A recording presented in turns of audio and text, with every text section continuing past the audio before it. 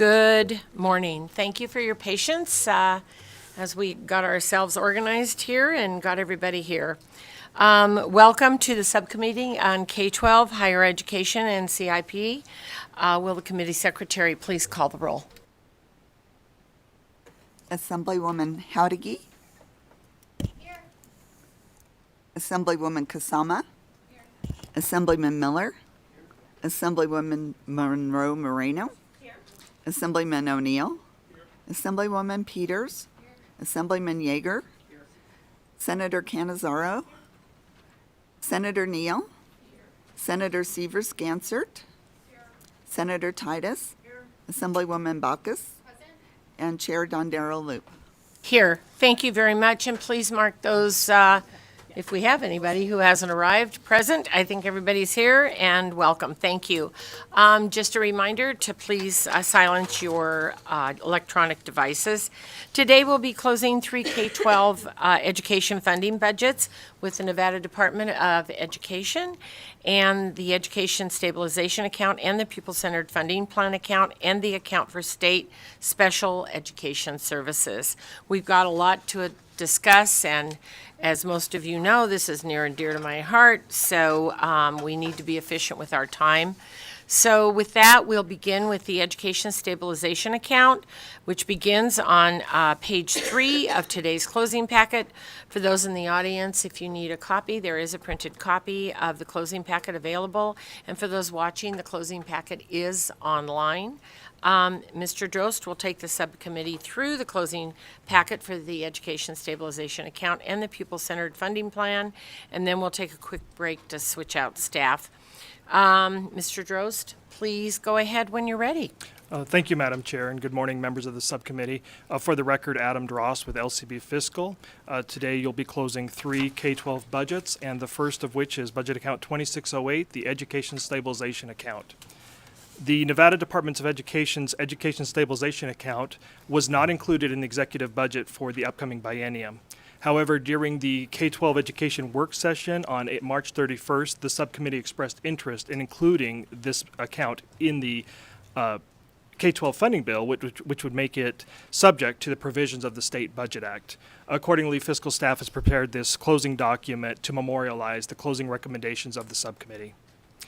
NRS 387.1213 establishes the Education Stabilization Account in the State Education Fund, and this account is otherwise known as the K-12 Rainy Day Fund. Any balance remaining in the State Education Fund that has not been committed for expenditure at the end of a biennium is transferred to this account. In addition, each county school district must generally transfer to the account any ending fund balance that exceeds 16.6% as a general rule. The Interim Finance Committee, or IFC, may transfer funding from the Education Stabilization Account to the State Education Fund if the committee determines that actual enrollment for a fiscal year exceeds the projected enrollment growth, or the collection of revenue in any fiscal year will result in the State Education Fund receiving 97% or less of the money authorized for expenditure. Pursuant to NRS, the balance in the Education Stabilization Account must not exceed 15% of the total of all appropriations and authorizations from the State Education Fund. Any remaining balance that exceeds that amount must instead be transferred to the State Education Fund, otherwise the Pupil-Centered Funding Plan account. To provide initial funding for the Education Stabilization Account, the 2021 legislature provided a loan from the general fund of $50 million to the account. And I would note the Governor's Finance Office indicates that general fund loan will be fully repaid during the FY 2023 closing process. So turning to page 4 of your packet, there's one major closing issue for this account, and that's the proposed transfers and statutory changes for the account. The governor recommends 3 items for this account, and the first is allowing the account to be used to provide advances to the Pupil-Centered Funding Plan account if needed for cash flow purposes. The governor also recommends not including a balance forward from the account to the Pupil-Centered Funding Plan, although it appears the account would reach its statutory cap of 15% at the end of FY 2023. The governor also recommends not including this budget in the executive budget. During the K-12 education work session on March 31st, the subcommittee discussed all of these options or items, including cash flow. Monthly payments from the Pupil-Centered Funding Plan account begin in late July of each fiscal year. However, some revenue is received in that account later, months later into the account. The general fund appropriations, therefore, are used in the pupil-centered funding plan account to fund expenditures in this budget at the start of the year. However, once the general fund appropriations are spent, the budget may reflect a negative balance until other revenue sources are deposited in the account. To address this issue, the 21 legislature approved the K-12 funding bill that allowed transfer of general fund appropriations between fiscal years without IFC approval. However, that authority would only assist in the first year of the biennium, as the second year the first year would be closed. There would not be general fund appropriations to transfer from year 1 to year 2. Fiscal staff would note that in FY22, revenue in the pupil-centered funding plan account exceeded forecast. This allowed funding totaling approximately $527 million to be balanced forward in the budget from FY22 into FY23.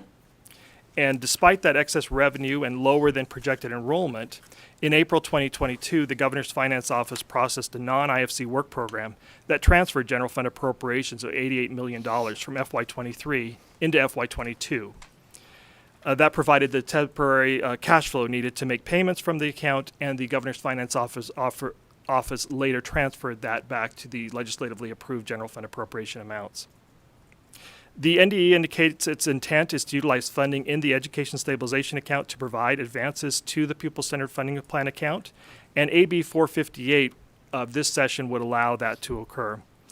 That bill, as introduced, would not require IFC approval for such advances. As far as the balance forward, as mentioned previously, in FY22, funding totaling approximately $527 million was balanced forward in the budget from FY22 into FY23, and it appears a similar amount of excess revenue would also be available in FY23. However, despite that, the executive budget does not include a balance forward in the pupil-centered funding plan, reflecting that increased balance forward and the cap being reached in the Education Stabilization Account. As far as the inclusion in the executive budget, when asked about this during the budget hearing, the director of the Governor's Finance Office indicated this recommendation was consistent with the state rainy day account, which is not reflected in the executive budget. However, as previously mentioned, the IFC may transfer funding from the Education Stabilization Account if actual enrollment is greater than projected, or there's a 97% or less of the money received than projected. On the top of page 6, I would note that AB 400 has also been introduced by the governor, and this would reflect various changes for the distribution of funding in the Education Stabilization Account, including the account not requiring the Education Stabilization Account to retain its interest earnings, as well as requiring any funding in excess of 15% to be transferred to the State Teacher Pipeline Account and the Early Childhood Literacy and Readiness Account. During the work session on March 31st, the subcommittee discussed cash flow, and members of the subcommittee appeared to favor utilizing the Education Stabilization Account to provide advances to the Pupil-Centered Funding Plan account as proposed in AB 458. However, the subcommittee favored requiring IFC approval for such advances. After the work session, the NDE and the Governor's Finance Office expressed concerns regarding cash flow, specifically due to the increased share of non-general fund revenue in the pupil-centered funding plan and the impact that might have on cash flow. Accordingly, to assist with this cash flow issue, the subcommittee could also consider providing the NDE with authority to also obtain an advance from the general fund in addition to the advances from the Education Stabilization Account. I would note that was also provided under the former Nevada Plan K-12 funding formula. However, given the subcommittee's interest in requiring IFC approval for advances from the Education Stabilization Account, the subcommittee may also wish to require IFC approval for advances from the general fund if advances from the general fund are approved. As such, the legislature and the IFC could be aware of if there are revenue issues with the pupil-centered funding plan or cash flow issues, and how the NDE and the Governor's Finance Office plan to address those issues. On the top of page 7, discussion about the balance forward also occurred at the work session, where members of the subcommittee discussed the Education Stabilization Account and that it might exceed the 15% cap of all appropriations and authorizations from the State Education Fund. The subcommittee also discussed the governor's submission of AB 400. However, members of the subcommittee favored continuing to utilize the current transfer and 15% cap that's reflected in NRS. However, members of the subcommittee also expressed interest in increasing the education stabilization account cap to 20% for the transfer that would occur at the end of the next biennium, the 2023-25 biennium. So after the work session, the Nevada Department of Education was provided with updated FY23 revenue projections that were prepared by the LCB Fiscal and the Governor's Finance Office. The NDE also prepared their projected FY23 expenditure projections, and the table on page 7 provides those revenue and expenditure projections. Based on those projections, the NDE calculates that they will have a remaining ending fund balance in the pupil-centered funding plan of $1.116 billion, and they project that of this amount, the education stabilization account can have an ending up to that 15% cap of $826.2 million, and the amount above the 15% cap that would be transferred to the pupil-centered funding plan account would total $291.4 million. So based on the department's projections, the subcommittee could recommend approval of funding of $826.2 million in FY24 in the education stabilization account. And since this account has no projected expenditures, that funding could be placed in reserve. On page 8, there's also discussion about the inclusion in the executive budget. And as fiscal staff previously mentioned, including this budget in the subcommittee closing and taking it to the full committees for closing, the fiscal staff would then include it in the 2023 K-12 education funding bill, which would make this account subject to the various provisions of the State Budget Act, including IFC review and approval.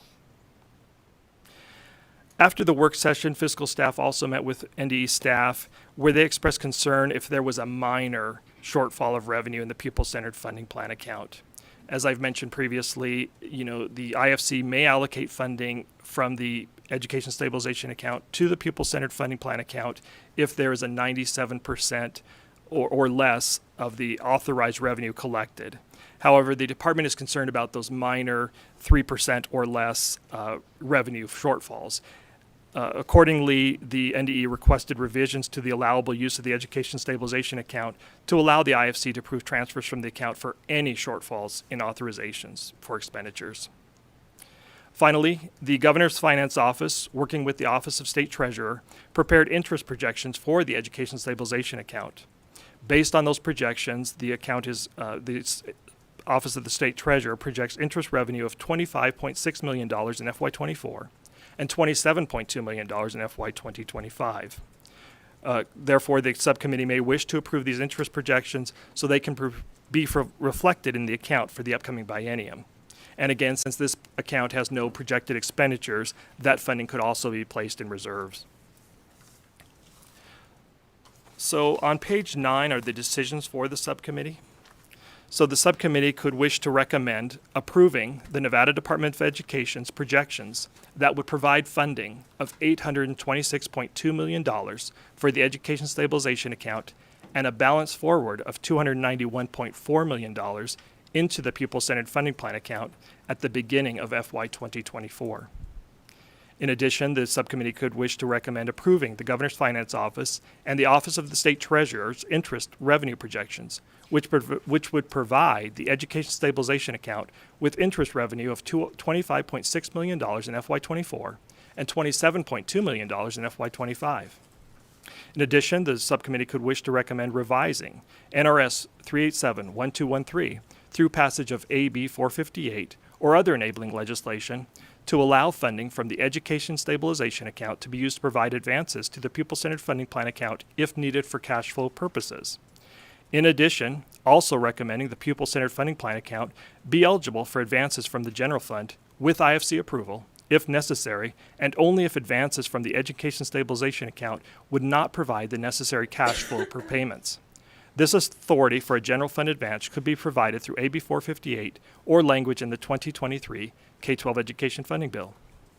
The subcommittee could also wish to recommend revising NRS 387-1213 through the passage of enabling legislation beginning October 1st, 2023, to increase the Education Stabilization Account cap from 15% of all appropriations and authorizations from the State Education Fund, excluding the Education Stabilization Account, for the prior fiscal year to 20% of all appropriations and authorizations for the prior fiscal year. In addition, the subcommittee could wish to recommend revising NRS 387-1213 through the passage of enabling legislation to allow the IFC to transfer funding from the Education Stabilization Account to the State Education Fund if there are any reductions in the collection of non-general fund revenue in the pupil-centered funding plan account. In addition, the subcommittee could wish to recommend the Education Stabilization Account be closed by the full committees and included in the 2023 K-12 Education Funding Bill, thereby making the account subject to the provisions of the State Budget Act. Fiscal staff also request authority to enter technical adjustments as necessary. Thank you, Madam Chair. Thank you very much. And with that, I will ask if there are any questions. Senator Neal.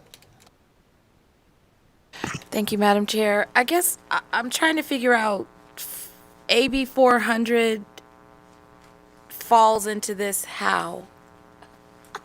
I know it's a broad question, but I was reading all of their amendments and to AB 400 that hasn't been moved, but they have like deferred maintenance in that bill where they're allowing for deferred maintenance for local school precincts.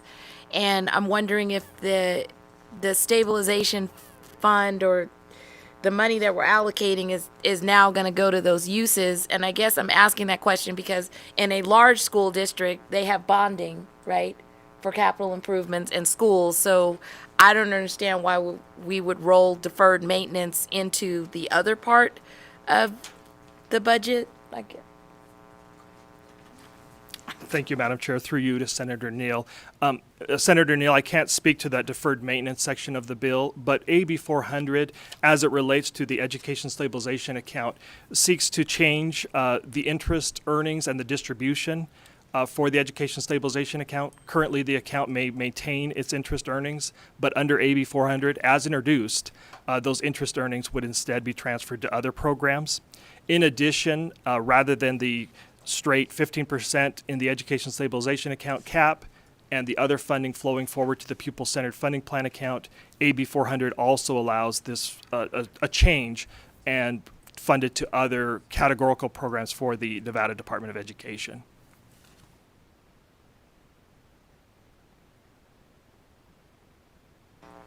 okay. I mean, I guess I won't ask anything else about this. Anyway. Thank you, Senator Neal. Good morning. Any additional questions? Senator Gansert? Thank you, Madam Chair. You know, in looking at the decisions, I think it makes sense to increase the percentage as far as the education stabilization account, but the interest is coming in at about $25 million a year, and I'm guessing that might be pretty consistent. I like the idea, some of the ideas the governor's has proposed as far as looking at moving that in particular, not the rest of the money, but moving that into teacher pipeline or literacy accounts and things like that. Because what we did when we went to the PCPF is it has its own funding stream. It's outside of the executive budget. I mean, the money just goes in, and then what's been proposed potentially by the legislature today, or what we're looking at, is allowing anything that's over to continue to go in the PCPF. So the interest, if that's $25 million, we're paying for those programs outside of the PCPF. We're using general fund for different types of programs. I like the idea of potentially setting aside the interest for some of those programs instead of doing a significant revenue stream directly into the funding plan, and then adding the interest back into that. And you know, right now we've got, and at the same time, when we're increasing the level of savings in the education stabilization account and allowing it to be used for cash flow purposes, I think we're taking care of a lot of issues within it, and having the ability to use at least the interest for teacher pipeline and maybe literacy and some other things makes sense to me. So it's not exactly what's been proposed, but I think it's not a bad idea to carve out the interest for things related to education, but not putting that into the pupil-centered funding plan. Thank you.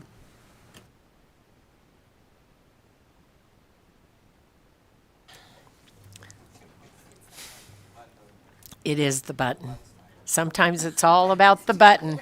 The button's tired like we are. Any additional questions? All right. Yes, Speaker Yeager, please go ahead. But I can't turn off my button, so just a minute.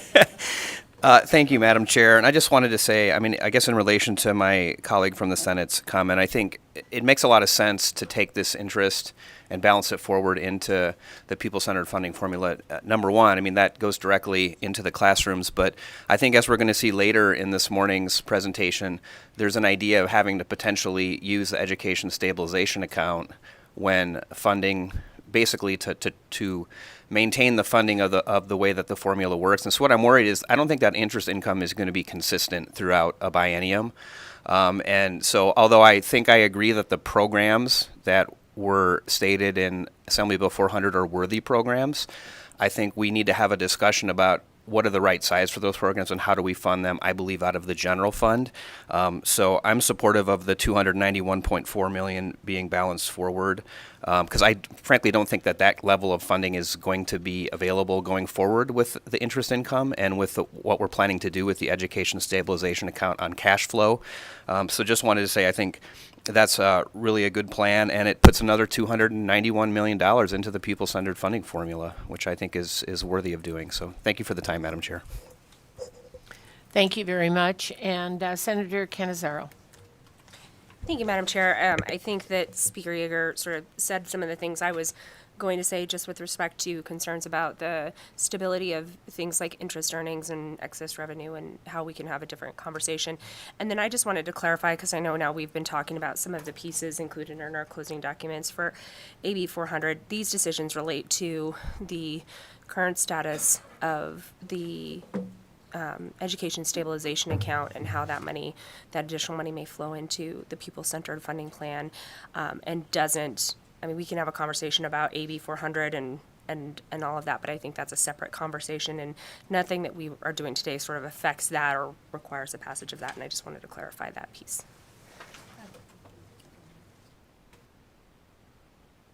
Senator Gansert. Thank you, Madam Chair. Just kind of following up on the cash flow issues. I don't see anything here recommending like a report, so maybe at IFC, just so that we know what's going in and out and what that looks like. Quarterly or whenever we have IFC meetings or something like that, so we can kind of see how it's working. Because if we're going to use the education stabilization account, there's no IFC approval, so it would be IFC information only. But just to kind of get it for information only, so we kind of understand the cash flow and how it's working. Thank you. Thank you, Madam Chair. For the record, Adam Dross, LCP Fiscal. Just to clarify for Senator Sievers-Gansert, the proposal, the subcommittee expressed interest in having IFC approval whenever there's an advance from the stated education stabilization account as well as the general fund. So that's being proposed on page 9 of the document. Thank you. I misread that. I thought it was only if it was general fund, it had to go through IFC. I thought it was within the education, so it's going to be for both. Okay, thank you. And Madam Chair, if I may address Senator Canizzaro's question, the current proposal before the subcommittee is existing language in our NRS, the 15% cap for the education stabilization account, and anything beyond that amount flows to the pupil-centered funding plan account beginning in FY24, and then raising it to 20% the following biennium. Thank you. Thank you very much. I see no more questions or concerns or comments. So with that, I will accept a motion as read by staff and not reread it. Madam Chair, I'd so move. Assemblywoman Backus, motion, and second by Senator Cannizzaro. Any discussion on the motion? All those in favor say aye. Aye. All those opposed say nay. Nay. Senator Titus is a nay. Motion passes. Thank you very much. And Mr. Drost, please go ahead. Thank you, Madam Chair. The next budget to be closed by the subcommittee is the Pupil-Centered Funding Plan Account, Budget Account 2609. This is the formula by which the state provides funding for K-12 education to school districts, charter schools, and university schools for profoundly gifted pupils, which is the Davidson Academy on the University of Nevada, Reno campus. As a brief overview of the plan, on page 11, you can see the allocation of plan funding is provided for food service and transportation cost of school districts, local funding to support pupils with disabilities, otherwise special education pupils, base per pupil funding, along with adjustment factors for the cost of living, cost of labor, and increased cost to operate schools that operate in attendance areas with lower population densities, as well as weighted funding for English learner, at-risk, and gifted and talented pupils. The pupil-centered funding plan also allows school districts, charter schools, and university schools to retain a reasonably similar level of funding on a per-pupil basis under the plan as they received in fiscal year 2020. Turning to page 12 of your document is the first major closing issue for this budget. And this budget, I would note, only includes a base decision unit. So the two decisions before the subcommittee is revenue and expenditures. So this first major closing issue is the revenue, and the governor recommends total revenue of $10.925 billion over the upcoming biennium for the plan. This is a total increase of $2.052 billion as compared to the amount approved by the legislature for the current biennium. And this increase is entirely due to projected increases in non-general fund revenue, as the governor recommends no change in general fund appropriations as compared to the amount recommended by or approved by the 21 legislature. The pupil-centered funding plan differs from most state programs in that is a revenue-based funding formula, whereby revenue, available revenue, rather than projected expenditures, determines the funding provided for K-12 education. On page 13, discusses the general fund appropriations, and NRS requires the governor, as practicable, to recommend general fund appropriations for the state education fund based on the economic forum revenue projections, as well as in comparison to the combined rate of inflation and the growth of enrollment. NRS allows the governor, if he determines that's impracticable, also requires the governor to put forward such a recommendation, but for proposed legislation to improve the method by which funding for public schools is determined. And the governor submitted AB 459 to comply with that. The Department of Education was asked to provide its calculation of the general fund appropriations that would have been provided for the plan had the governor determined it was practicable. And as you can see on page 14, that amount totals $121 million over the biennium. Other revenue for the plan includes the net proceeds of minerals, and there are two specifically for the net proceeds of minerals provided for the school districts. And this revenue is collected in one fiscal year, but per the Constitution, has to be provided back to the school districts, per statute has to be spent in the following year from its collection. There's also net proceeds of minerals for the state, and per SB 3 of the 31st special session, this required the net proceeds of minerals for taxpayers to make an estimated payment to the general fund. And this was to add funding for the state general fund in fiscal year 2021 as the state dealt with the economic downturn associated with the COVID-19 pandemic. As the governor prepared his budget following current law, there was no revenue projected to be collected from the general fund portion of this tax in FY24, as the true-up payment was going to be fixed. However, the 21 legislature made further revisions to the net proceeds of minerals from the state through its passage of AB 495, which deposited this funding in the state education fund beginning in FY24. However, based on the recent provisions of SB 124 that was passed by the legislature, the prepayment true-up will be moved from FY24 in the state education fund to FY23 in the general fund. This will reduce funding in the state general fund in FY23 by approximately 70.3 and provide additional revenues of $37.5 million for the state education fund in FY24 based on the May 2023 consensus state education forecast prepared by the LCB Fiscal Analysis Division and the Governor's Finance Office. Other revenue that is found on page 15 includes the agriculture fines for school districts, and NRS allows the the Director of the Department of Agriculture to assess fines for the application of pesticides, and this revenue is provided back to the school districts in which the violation occurred. This has provided minor funding of approximately $11,000 annually However, back to those school districts. However, the legislature's intent was to provide all funding for school districts through the state education fund. Therefore, the subcommittee could consider revising statute to instead have this revenue deposited in the state education fund. The next section discusses the education stabilization account, which we discussed in the prior budget. Moving to page 18, there's discussion about the hearing discussion and post-hearing information. As discussed, the governor's recommended budget does not increase general fund appropriations for the pupil-centered funding plan. And during the budget hearing, the subcommittee asked why the governor did not recommend an increase in general fund appropriations. In response, the governor's finance office indicated that the governor's recommended budget reflects a significant increase in K-12 education fund through the dedicated revenue streams, as well as increases in the statewide base per pupil amount and weighted per pupil funding. The director also indicated this provided an opportunity to use general fund appropriations for other critical state services. As far as funding additions and revenue updates, during the closing of the NDE Other State Education Programs budget, Budget Account 2699, the subcommittee recommended not approving the governor's recommendation for a new dual language pilot program. This was in recognition of the legislature's intent to limit the number of K-12 education categorical programs. However, the subcommittee recommended transferring the general fund appropriations of $5.3 million over the biennium that had been recommended for that pilot program to the pupil-centered funding plan to support the program. This provides additional $5.3 million for the plan beyond what the governor recommends. Would note the 23 legislature has also taken other action to modify the funding that would be provided to the pupil-centered funding plan through the passage of SB 124.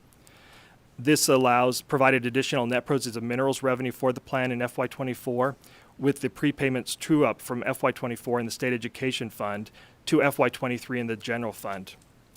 Prior to this legislation passing and being signed by the governor, the elimination of the prepayments would have occurred in FY24, causing no revenue to be provided by the net proceeds of minerals for the state in the state education fund in FY24 as the governor's recommended budget was prepared.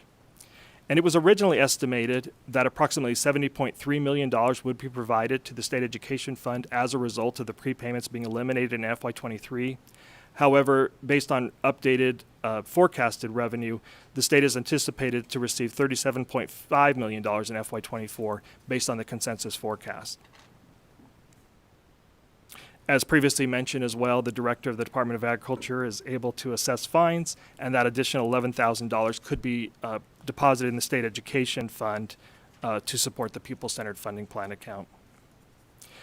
That would require a change to NRS 3-7-1212, and that section of statute reflects nearly all revenue that's provided to the state education fund.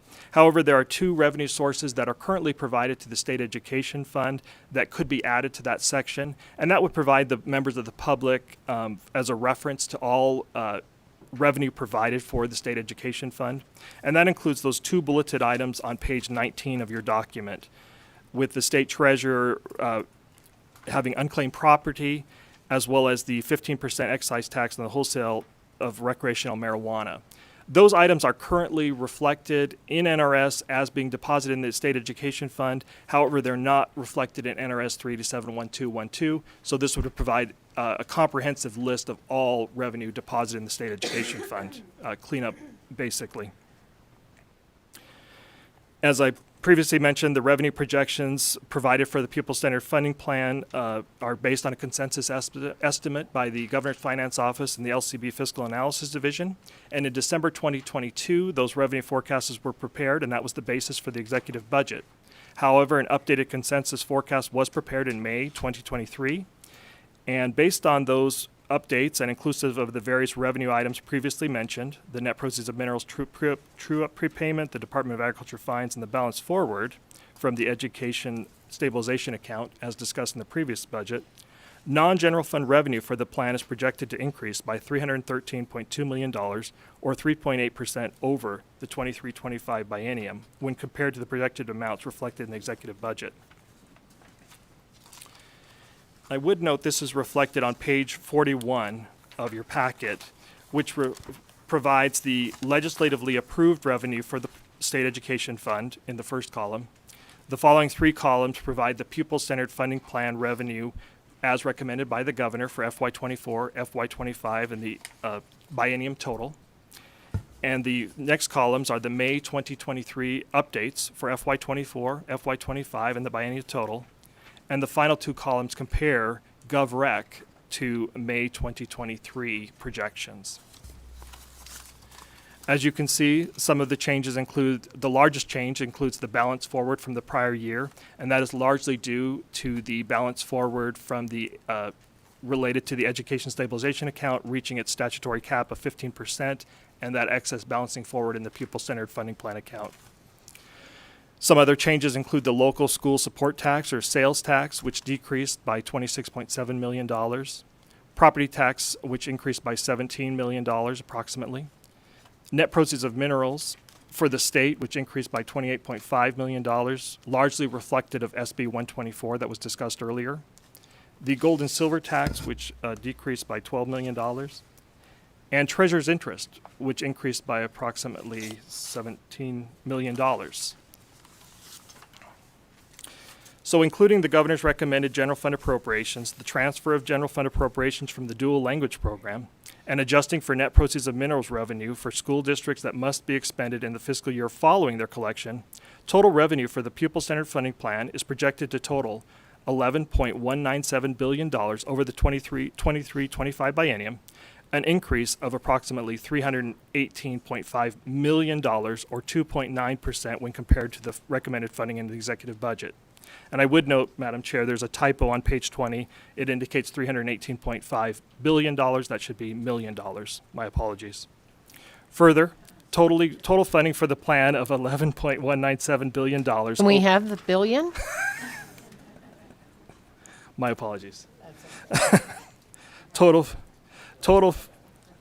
funding for the plan of $11.197 billion over the upcoming biennium reflects a $2.323 billion or 26.2% increase from the funding of $8.874 billion approved by the 21 legislature for the plan for the 2021-23 biennium. So on page 21 of your packet are the decisions for the subcommittee. Does the subcommittee wish to recommend approval of total funding for the plan of $11.197 billion over the 23-25 biennium for the pupil-centered funding plan, which includes updated revenue projections for the pupil-centered funding plan based on the consensus forecast provided by the Fiscal Analysis Division and the Governor's Finance Office, which projects non-general fund revenue of $4.05 billion in FY24 and $4.232 billion in FY25. The NDE projected balance forward amount in the pupil-centered funding plan account from FY23 into FY24 of $291.4 million. The governor recommended general fund appropriations for the pupil-centered funding plan account that, when combined with the transferred funding from the new dual language pilot program, would provide appropriations of $2.62 billion over the 23-25 biennium, as well as Department of Agriculture fine revenue of $11,000 in each year of the 23-25 biennium.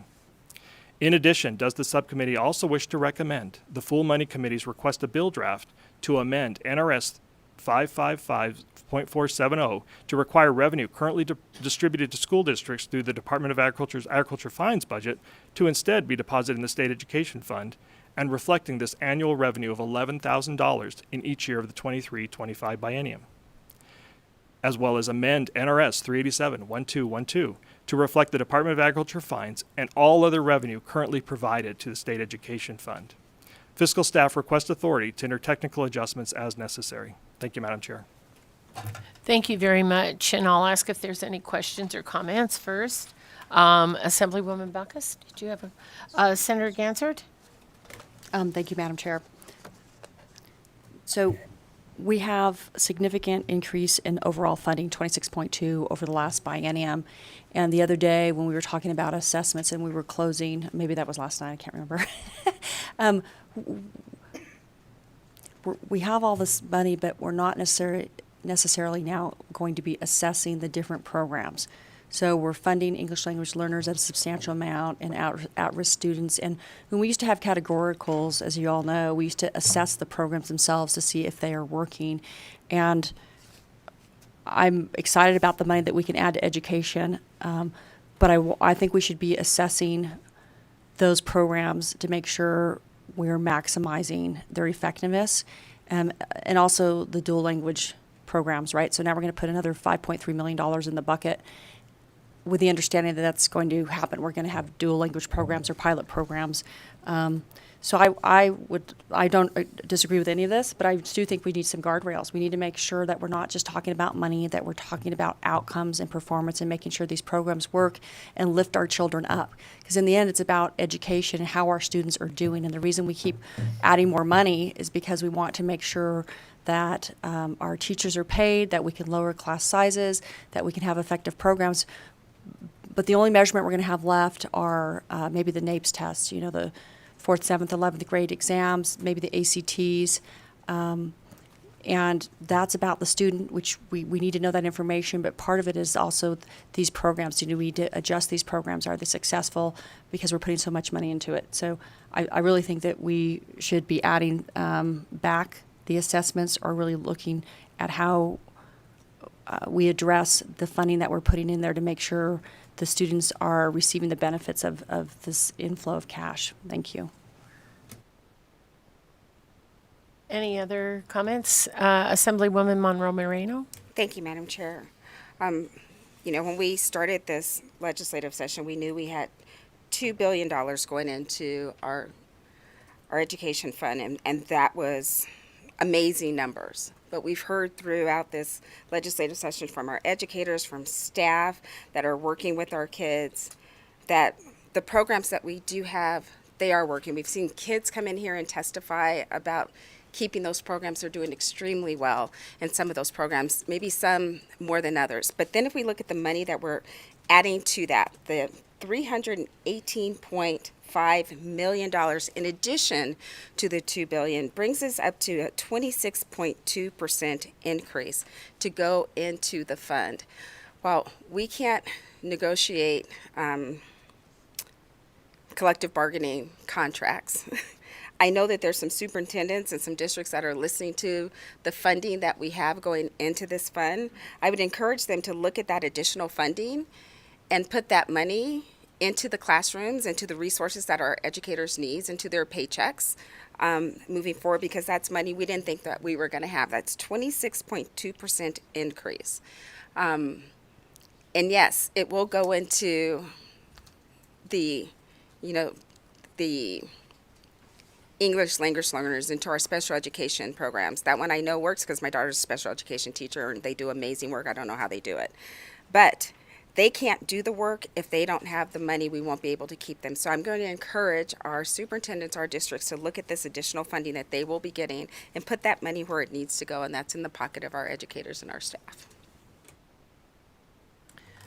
Thank you very much, and I'll follow up on that comment. You know, there's a game show on TV called The Wall, and they drop balls from the top of the wall. And sometimes I feel like that's what we do with education. We drop the ball and we just hope it goes in that $1 million bucket. And if it doesn't, we make it work. And, you know, I recognize that I've been around a bit, but I'm going to put some historical perspective in this. When I started teaching, my paycheck with a bachelor's for a year was $9,000 approximately. Now, our teachers around the state make a little bit different, but I would say it's probably between $45,000 and $50,000 a year, which is still only around, I think, I don't know, $22, $24 an hour, whatever that ends up being. And I know how hard they're working, and I know that they're assessing those programs as they go because they're professionals. There may not be, I don't know, I assessed kids every day. When I listen to them read, when I ask them their alphabet, older kids are assessed when they do projects. Teachers are assessing, and teachers are professionals, and they're taught to do that. and then they take those professional skills into the classroom. So I agree with my colleague, and if there are no more comments, Senator Titus, please go ahead. Sorry, thank you very much. I just have a question for Adam regarding the net proceeds of minerals. And on page 20, it talks about the net proceeds of minerals, that it's projected to increase to $67.3 million. But when that's not reflected actually in our attachment A, where the net proceeds of minerals actually decreased by 16%. And I'm just wondering about the volatility of that particular source of revenue.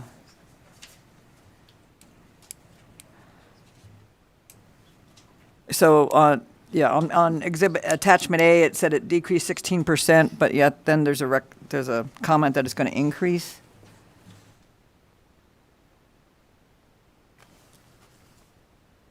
Madam Chair, through you to Senator Titus. Yes, what that's indicating is the net proceeds of minerals for the state, that's the state portion, and it's increasing from 67.3 as the governor recommended for the upcoming biennium in that bolded column, Okay. to $95.8 million based on the updated projections. And as I indicated, it's largely due to the Senate bill passing and the governor signing that, which provided that additional revenue in FY24. Now, that revenue, it did decrease from what we projected. In speaking with our revenue folks, it sounds as though the prepayment occurred in 22 and a lot of overpayments occurred. So that true-ups occurring in FY24, which lowered the revenue. In addition, they indicated the mining industry has experienced decreased production and increased deductions, which has also affected that revenue. Right, and thank you for that. And that's exactly what I worry about, that revenue source is less than what we had anticipated. So I just want to be mindful of those kind of factors and the variabilities of when we make these decisions about education and how much money we really do have proceeding forward. Thank you. Thank you very much. And with that, I'll accept a motion as read by staff. Thank you, Chair. So moved. Thank you very much, Assemblywoman Bacchus, and second by Senator Canizaro. And any discussion? All those in favor say aye. Aye. All those opposed say nay. Motion passes. Thank you very much. We'll move on, Mr. Drost. Thank you, Madam Chair. The second major issue in this account is the base and adjusted base per pupil, weighted, and other funding from the Pupil-Centered Funding Plan account. Your document highlights the various items recommended by the governor that I'll go through rather quickly, and then provide an update on the update to the plan based on the direction the subcommittee provided during the work session on March 31st. So starting on page 22 of your packet, funding is provided for food service and transportation costs, and that's largely reflected of the pupil reports received by the school districts, all school districts and charter schools, as required by NRS 387-303, which requires them to report all their revenue and expenditure information. In addition, local funding to support pupils with disabilities is also provided based on that information collected by the school districts and charter schools. On page 23, you can see how the governor calculated the statewide base per pupil funding amount based on an inflationary increase of 4.52% in each year, as well as residual funding that's available for the plan, and a proportional reduction to balance to the revenue in the plan. And based on the governor's recommended budget, the statewide base per pupil amount was $8,596 in FY24 and $9,023 in FY25. The table on page 23 also documents the consumer price index increase used by the governor. On page 24, you can see the enrollment projections provided by the governor with approximately 475,000 pupils in FY24 and 476,000 pupils in FY 2025 when the governor's recommended budget was prepared. On page 25, it discusses the cost adjustment factor for each county that is in statute, all otherwise known as the Nevada Cost of Education Index. In the executive budget, this is comprised of the comparative wage index as well as the regional price parities. Consistent with the action of the 21 legislature, the governor recommends applying a floor of 1.0 to this index, therefore not taking from any districts based on the application of that index. And on page 26, you can see a table providing the legislatively approved Nevada Cost of Education Index, as well as the index recommended by the governor. You'll note that on the far right column, only Clark County receives an index greater than 1 and receives additional funding based on that index. On the bottom of page 26 is the attendance area adjustment, and this is adjustment established for each portion of a school district for the increased cost to provide services in areas with lower population densities. In addition, charter schools that provide in-person instruction receive the same attendance area adjustment on a per-pupil basis that a public school within a school district at the same location would receive. On page 27 provides a table indicating the governor recommended adjusted base per pupil funding amounts recommended by the governor. And based on the governor's recommended budget, 3 school districts, Esmeralda, Eureka, and Story County school districts, would be placed under those FY 2020 baseline funding, or that FY 2020 hold harmless provisions under the pupil-centered funding plan, basically providing them with a reasonably similar level of funding on a per-pupil basis that they received in FY 2020. On page 28, there's also discussion about the dual enrollment and online school districts.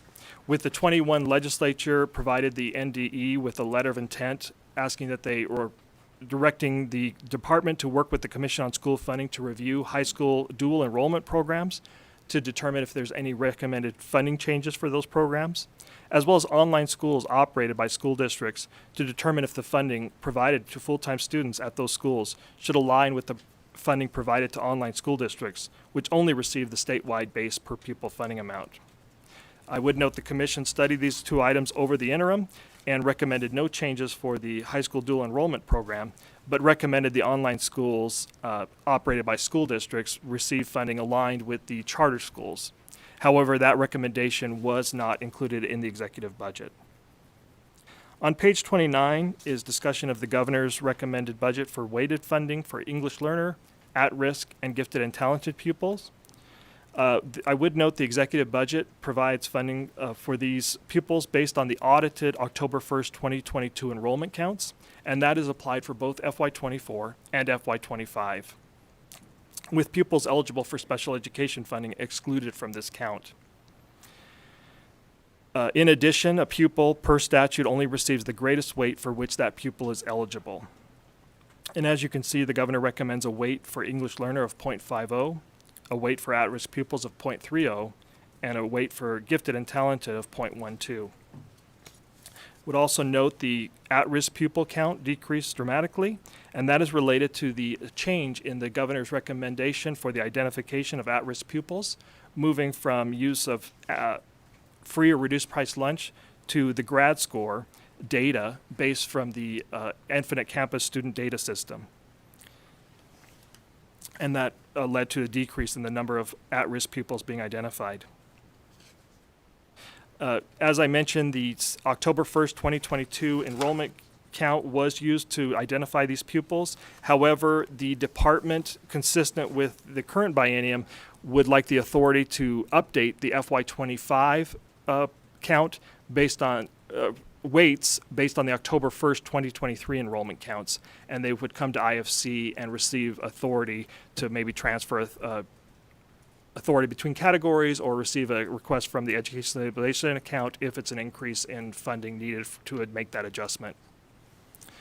Based on the governor's recommendation, the total funding for the pupil-centered funding plan by school district, charter schools as a group, and the university school is provided on page 31 of your packet.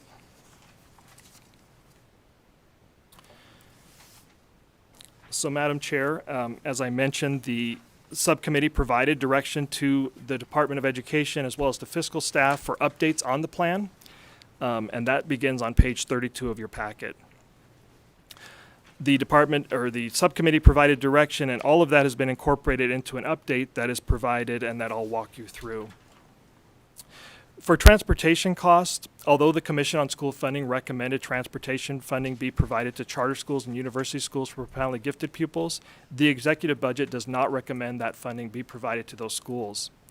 During the work session, the subcommittee favored approving the governor's recommendation in the executive budget to continue only providing transportation funding to school districts and continuing to exclude charter schools and university schools from receiving this funding.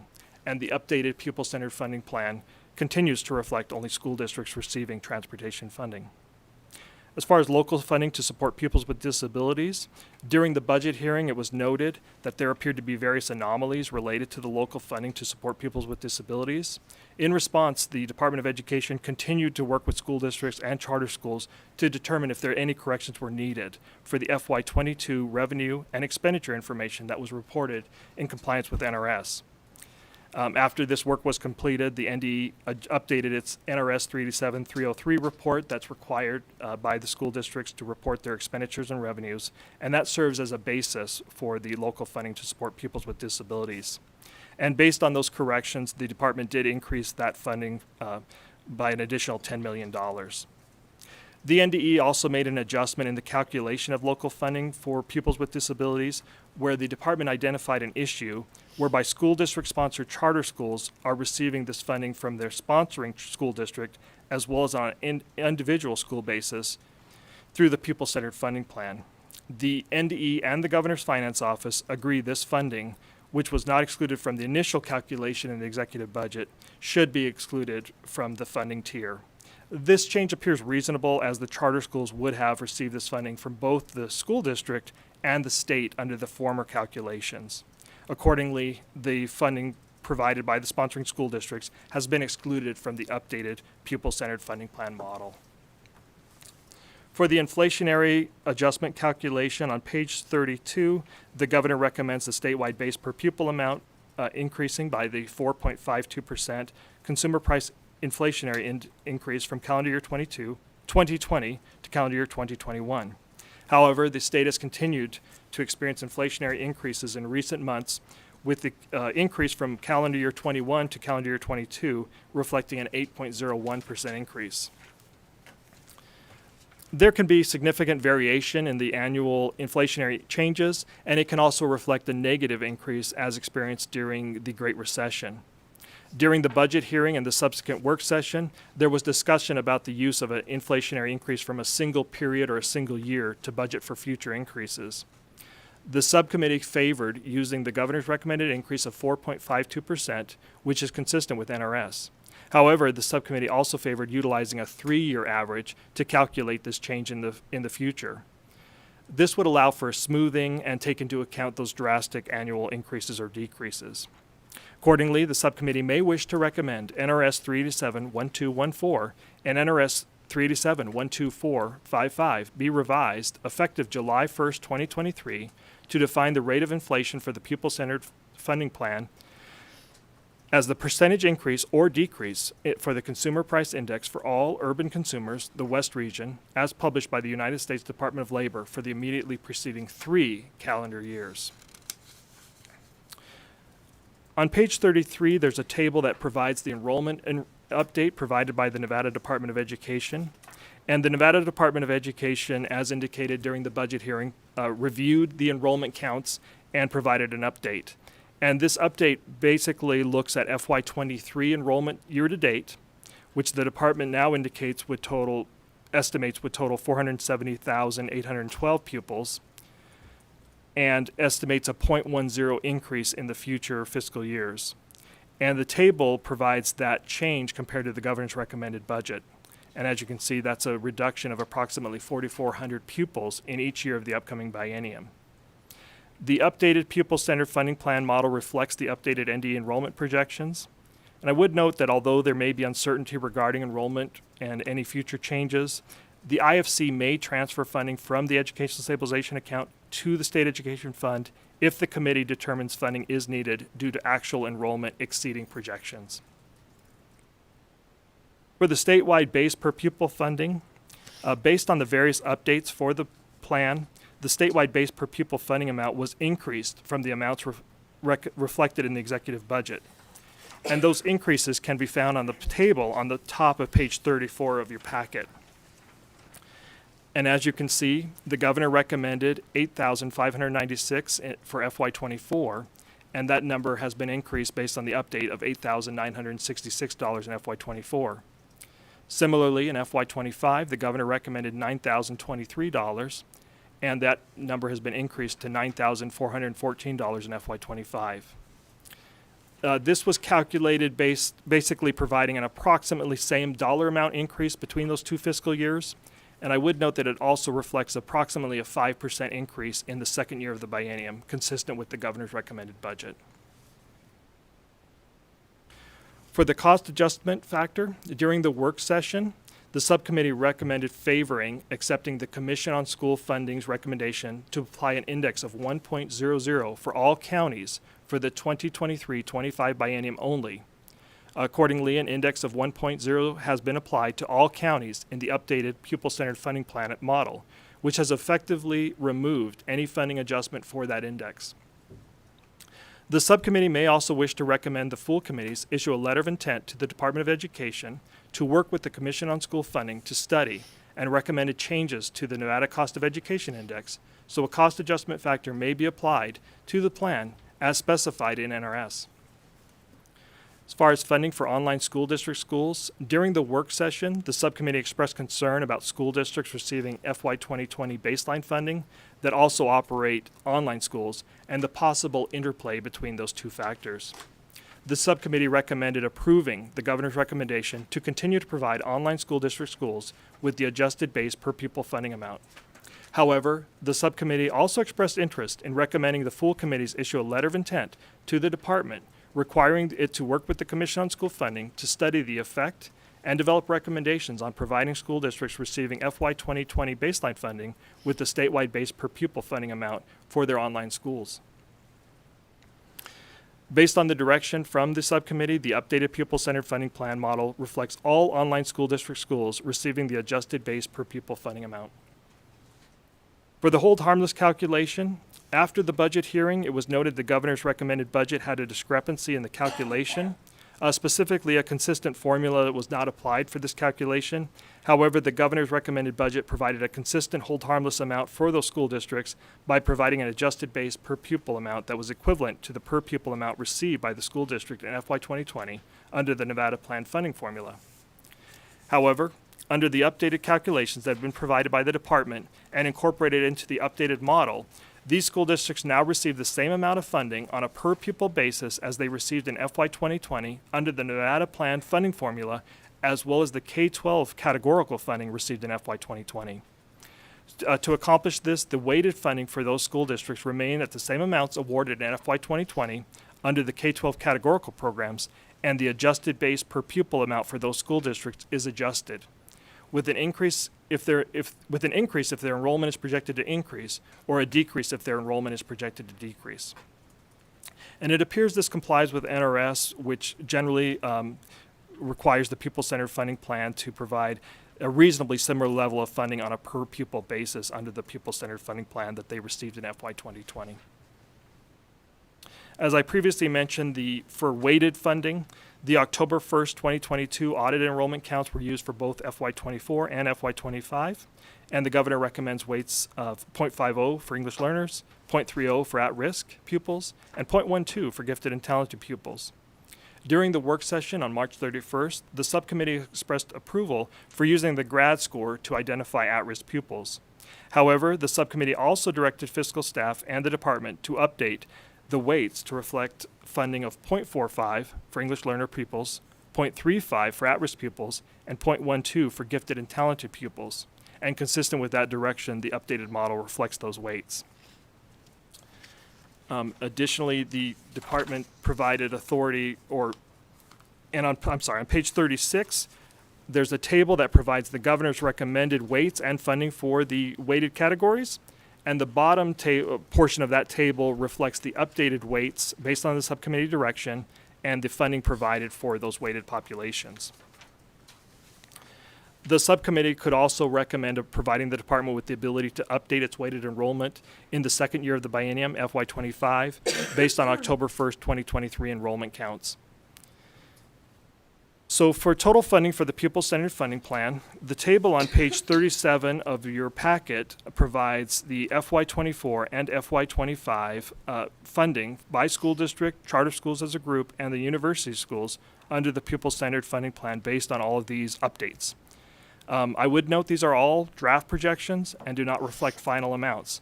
These amounts may change based on the final recommendations of the subcommittee and possible technical adjustments by fiscal staff.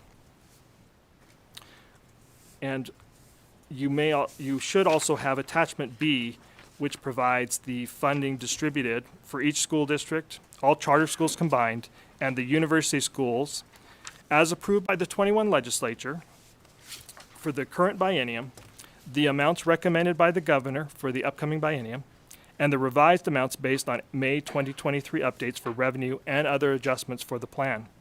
And again, these are just draft projections and are subject to change. So, Madam Chair, on page 38 of your packet are the decisions for the subcommittee. Does the subcommittee wish to recommend approving the revised amounts for food service funding, transportation funding, and funding to support pupils with disabilities as provided by the Nevada Department of Education? Approving the governor's recommendation to continue only providing transportation funding to school districts in the 2023-25 biennium. Approving the revised statewide base per pupil amount of $8,966 for FY24 and $9,414 for FY25, which is based on an inflationary increase of 4.52% and residual funding available in the State Education Fund. Reflecting updated pupil enrollment counts in the pupil-centered funding plan model based on revised information provided by the NDE, which reflect projected enrollment of 471,283 in FY24 and 471,754 in FY25. Not approving the governor's recommended application of the Nevada Cost of Education Index and instead applying an index of 1.0 for all counties, which would effectively eliminate the index for the 23-25 biennium, as recommended by the Commission on School Funding. Not approving the governor's recommendation for weighted funding and instead approving weighted funding of 0.45 for English learner pupils, 0.35 for at-risk pupils identified using the GRAD score, and 0.12 for gifted and talented pupils. Revising NRS 387-1214 and NRS 387-12455, effective July 1st, 2023, to define the rate of inflation for the pupil-centered funding plan as the percentage increase or decrease for the Consumer Price Index for all urban consumers, West Region, all items, as published by the Consumer Price Index, United States Department of Labor, for the immediately preceding 3 calendar years. Approving the governor's recommendation to provide pupils enrolled in online school district schools with the adjusted base per pupil amount. Providing the NDE with authority in the 2023 K-12 education funding bill to update its FY25 weighted funding amounts based on October 1st, 2023 enrollment counts. In addition, does the subcommittee also wish to recommend a letter of intent be issued by the full committees directing the department to work with the Commission on School Funding to study and recommend changes to the Nevada Cost of Education Index so a cost adjustment factor may be applied to the pupil-centered funding plan in future biennia as specified in NRS 387-1215, as well as study the effect and develop recommendations on providing school districts receiving FY 2020 baseline funding with the statewide base per pupil funding amount for their online schools. Fiscal staff also requests authority to enter technical adjustments as necessary. Thank you, Madam Chair. Thank you so much, Mr. Drost. And I believe that Senator Neal has a question. Thank you, Madam Chair. So my question is on, so it's coming from page 29, the governor's recommendation. I don't think academic proficiency is the same as prior academic loss, right? When we have a student that's moving through that may be 2 grades behind. And I feel like the definition should also include their prior academic loss. And I mean, ultimately, we know that students will come out of that at-risk category if they're properly educated. But I think that matters, knowing what we knew before COVID, that we had students that were 1 and 2 years behind. And I don't think the bottom 20th percent quartile captures that, right? It captures the lowest students, but it doesn't capture those students who are a grade or 2 behind, who we need to catch up. And I think we have an increased number of them because of COVID, but we had this issue prior to COVID. Does that make sense to make that kind of apply.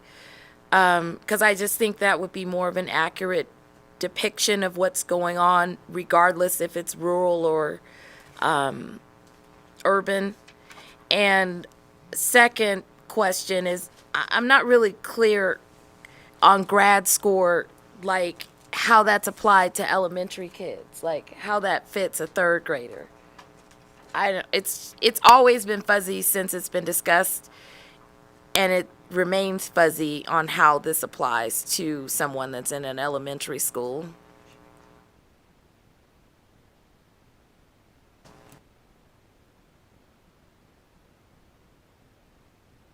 I'm going to start with Mr. Drost to address some of your concerns. Thank you, Madam Chair. Through you to Senator Neal. Regarding the academic proficiency, I would just note those are just a few of the items listed. The department indicate there are over 70 different items they're looking at on an individual student basis to create that grad score. As far as the bottom 20th percentile, the department indicated that aligns with the pupils that graduate with their cohorts. Regarding your second question, Senator Neal, as far as the elementary pupils, as I recall, the department indicated it's kind of a learning model where it's taking into account, I believe, other pupils and applying that to the earlier grades. But if additional information is needed, perhaps the department could respond. Superintendent, do you or one of your team have any additional information that you would like to add to this?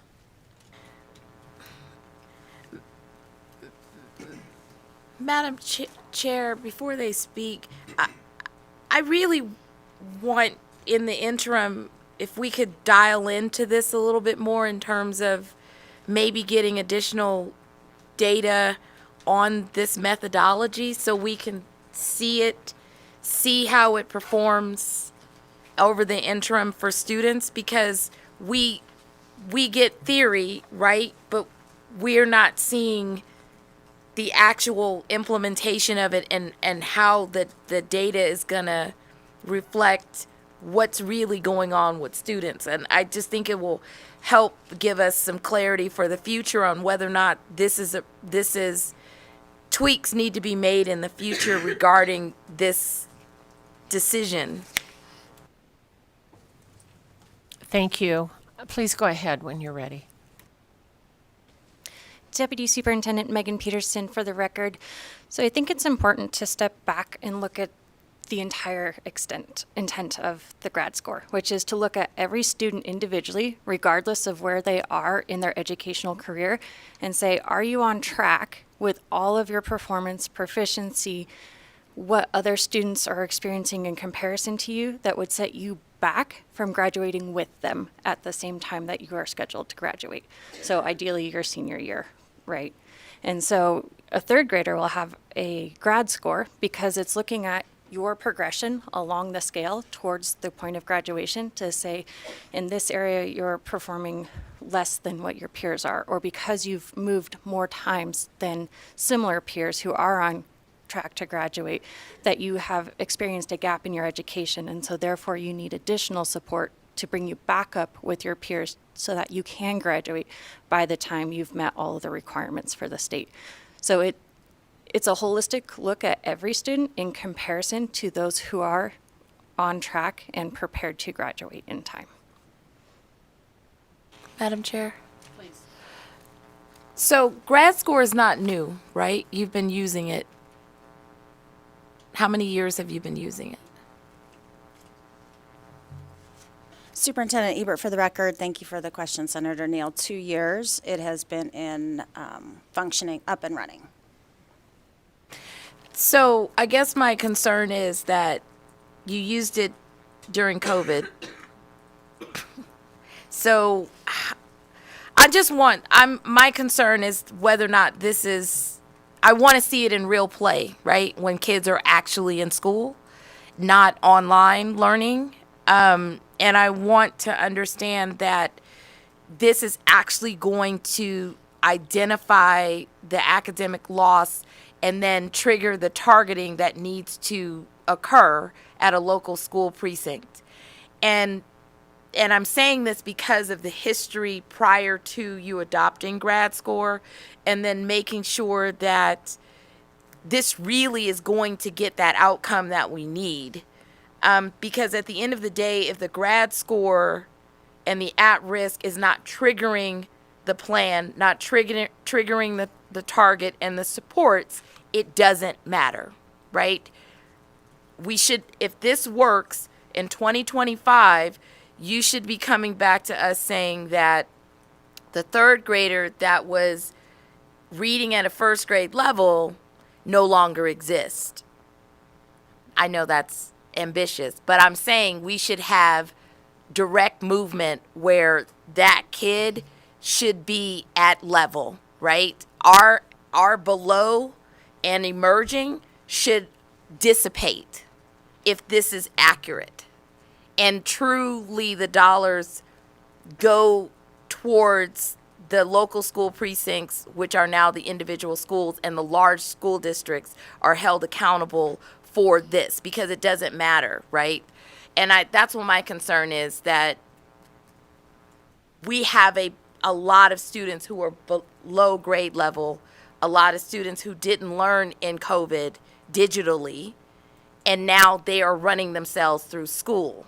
And no one is really, we're talking about it, but I don't think that those students are getting the same kind of care as they need. So that's what I wanted to say, and that's why I wanted that prior academic loss to be in this conversation.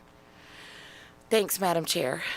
Thank you very much. And I would suggest that this might be a really good thing for our Commission on School Funding to take under consideration for some of their, I don't want to call them projects, but discussions in their meetings. And so that might be something that we would put on the record for them to do. Any additional comments from you, Superintendent, or your deputy?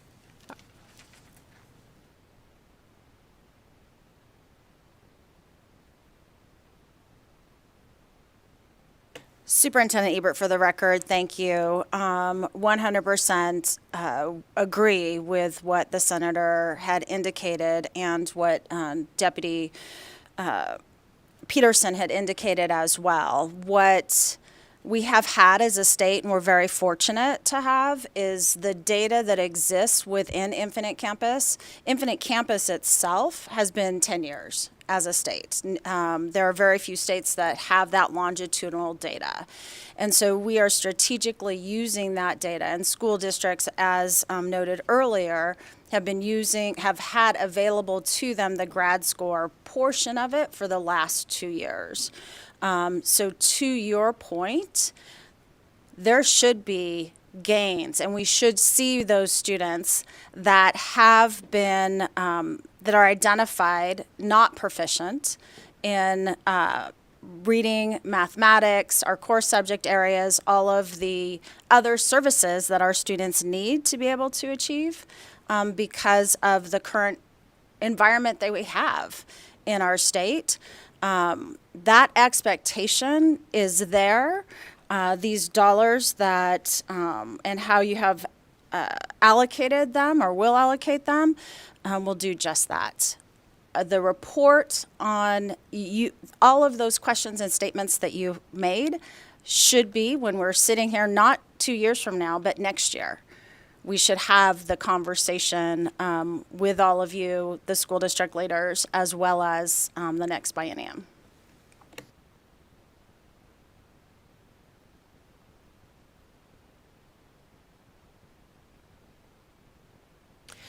Thank you very much, and I appreciate your time at the table. Okay, with that, Senator Gansert. Thank you, Madam Chair. You know, in looking at the inflation, the rate of inflation, when I look at the language, it talks about the CPI Western Region as published by the U.S. Department of Labor for immediately preceding 3 calendar years. It doesn't say the average. I think it's a rolling average of the preceding 3 prior years, so we might want to make sure so that we don't add them together or we don't multiply them out. So that's just the first thing.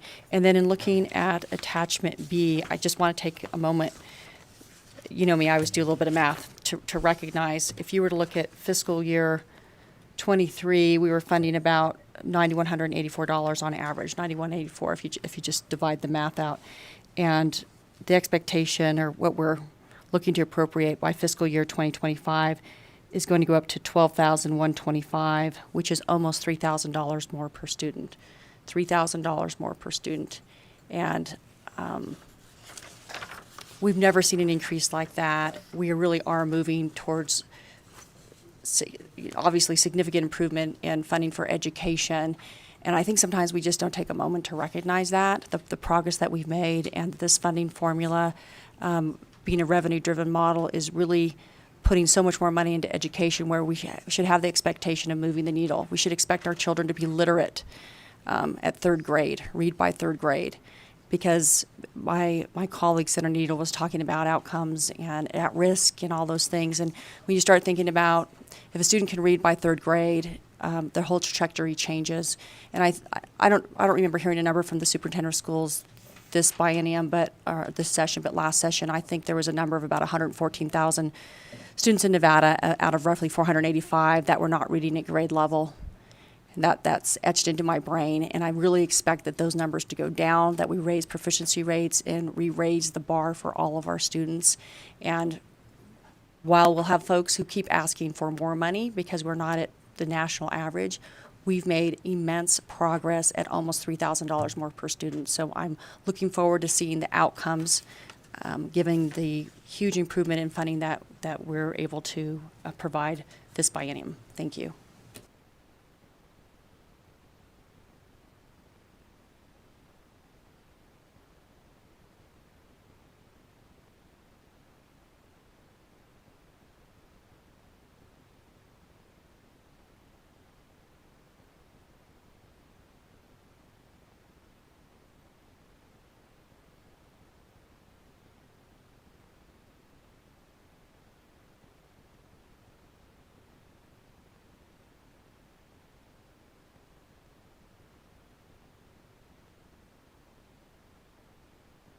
I appreciate your concerns, Senator Gansert. I think we can all do math, and I think that it may not be exactly that amount the way I ran it, but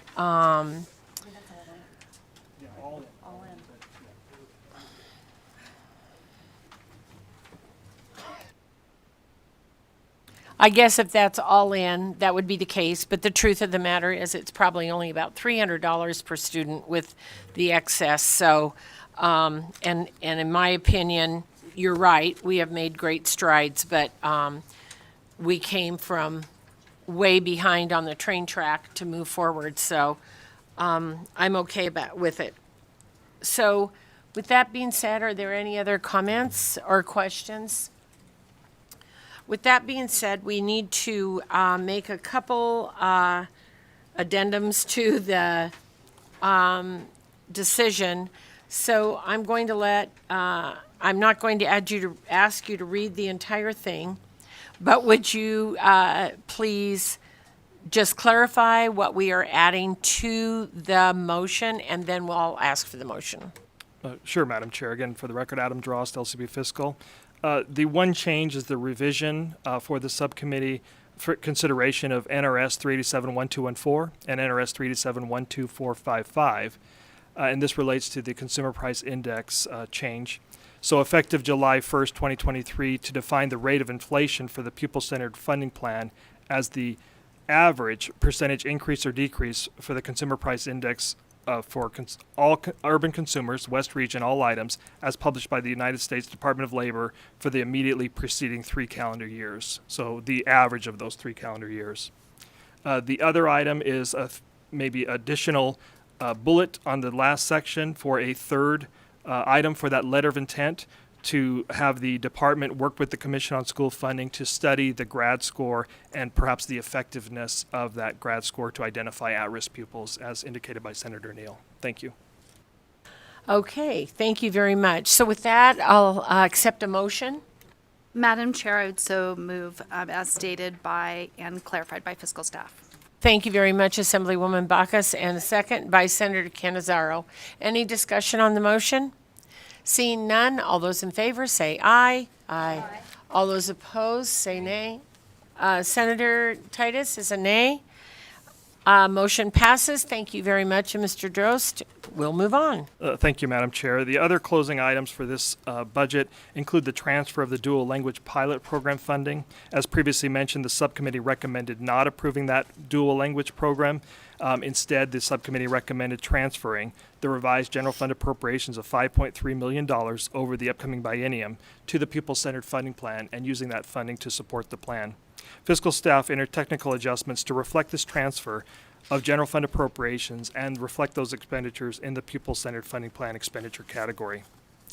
On page 39 of your packet is the other closing item, and this is back language in the K-12 education funding bill. In the 2021 K-12 education funding bill, the legislature provided the NDE with authority to transfer general fund appropriations for the pupil-centered funding plan account between fiscal years of the biennium with the approval of the governor upon the recommendation of the director of the governor's finance office. The subcommittee may wish to continue to provide the authority in the back language of the 2023 K-12 funding bill. However, the subcommittee may also wish to recommend this authority provided with the intent that an advance from the education stabilization account be used prior to general fund transfers between fiscal years if needed for cash flow. In addition, general fund appropriations in the public pupil-centered funding plan account do not earn interest, while non-general fund revenue in this account does earn interest. Therefore, the subcommittee may also wish to provide this authority with the understanding that general fund appropriation transfers from FY25 to FY24 be amended once FY24 closes to reflect the legislatively approved appropriations or as reasonably similar as possible once the NDE can determine whether that transfer needed to occur in whole or in part based on the actual revenue collections and expenditures. Fiscal staff recommends that other closing items 1 be closed with the noted technical adjustments, and other closing item 2 be closed by providing the Nevada Department of Education with authority to transfer general fund appropriations for the pupil-centered funding plan account between fiscal years of the 23-25 biennium with the approval of the governor upon the recommendation of the director of the governor's finance office. Fiscal staff requests authority to make other technical adjustments as necessary. Thank you, Madam Chair. Thank you very much, Mr. Drost. And with that, seeing no questions, I'll accept a motion. Madam Chair, I'd so move as fiscal staff recommended. Thank you very much, Assemblywoman Bacchus, and a second by Senator Canizaro. Any discussion on the motion? Seeing none, all those in favor say aye. Aye. All those opposed say nay. Motion passes. Thank you very much.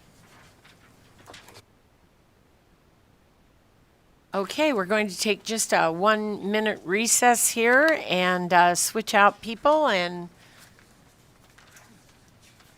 get coffee, I guess.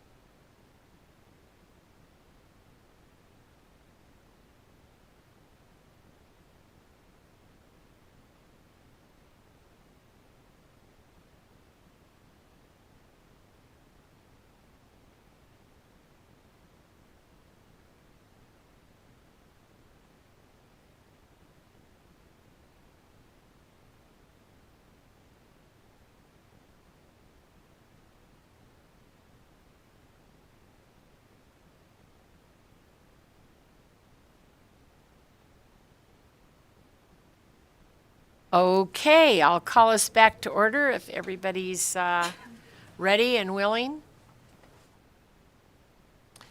All right, Ms. Ryan, please go ahead when you are ready. Thank you, Madam Chair, and good morning, members of the subcommittee. Madison Ryan, LCB, Fiscal Analysis Division. For the record, there is one budget remaining to be closed by the subcommittee this morning, which is the account for state special education services, budget account 2619, which was heard by the subcommittee on March 1st and was a part of the work session on March 31st and begins on page 43 of the closing packet. The account for state special education services to provide state funding for pupils with disabilities, and there are 3 areas identified in the middle of page 43 of the closing packet, which includes the state special education program, students with disabilities exceeding 13%, and the special education contingency program. There is one major closing issue in this budget, which is funding for pupils with disabilities and the distribution methodology for the state special education program, which the governor recommends general fund appropriations of $233.1 million in fiscal year 2024 and $237.5 million in fiscal year 2025 for the state special education program, which includes $13.1 million over the 2023-25 biennium to fund 2% roll-up costs related to merit increases for special education program staff as they attain additional education and/or additional years of service. The Nevada Department of Education has identified 57,353 pupils with disabilities based on the October 1, 2022 enrollment counts. And based on fiscal staff's analysis of the current level of funding and enrollment counts included in the governor's recommended budget for both the pupil-centered funding plan account and the account for state special education services, it appears the statewide average weighted multiplier and average per pupil amount for special education pupils could be less than the weighted multiplier and average per pupil amount for English learner pupils in each year of the 2023-25 biennium. Additionally, the current distribution methodology utilized by the department for the state special education program currently results in some local educational agencies receiving less per pupil funding for special education pupils than the statewide average in fiscal year 2023 and in each year of the 2023-25 biennium. The 2021 legislature approved the governor's recommendation to provide funding for pupils with disabilities outside of the pupil-centered funding plan and approved excluding special education pupils who belong to other weighted categories from receiving other weighted funding related to English learner, at-risk, and gifted and talented pupils. Funding for special education pupils was provided as a multiplier, which was higher when compared to weighted funding provided through the pupil-centered funding plan in the 2021-23 biennium. The governor recommends that special education pupils who belong to other weighted categories be excluded from other weighted funding for the 2023-25 biennium, even though it appears that English learner pupils would receive more on an average per pupil basis than special education pupils in each year of the 2023-25 biennium. Appendix A on page 55 of the closing packet provides a comparison between the weighted funding, including pupils with disabilities as calculated by fiscal staff, approved by the 2021 legislature for fiscal year 2023, and recommended by the governor for fiscal year 2024 and fiscal year 2025 based on the October 1, 2022 enrollment counts. Additionally, I would just note on pages 45 and 46 of the closing packet, there is information related to the maintenance of effort and maintenance of fiscal support requirements, and also outlines the consequences of not meeting the federal maintenance of effort and fiscal support requirements for both the state and the local educational agency.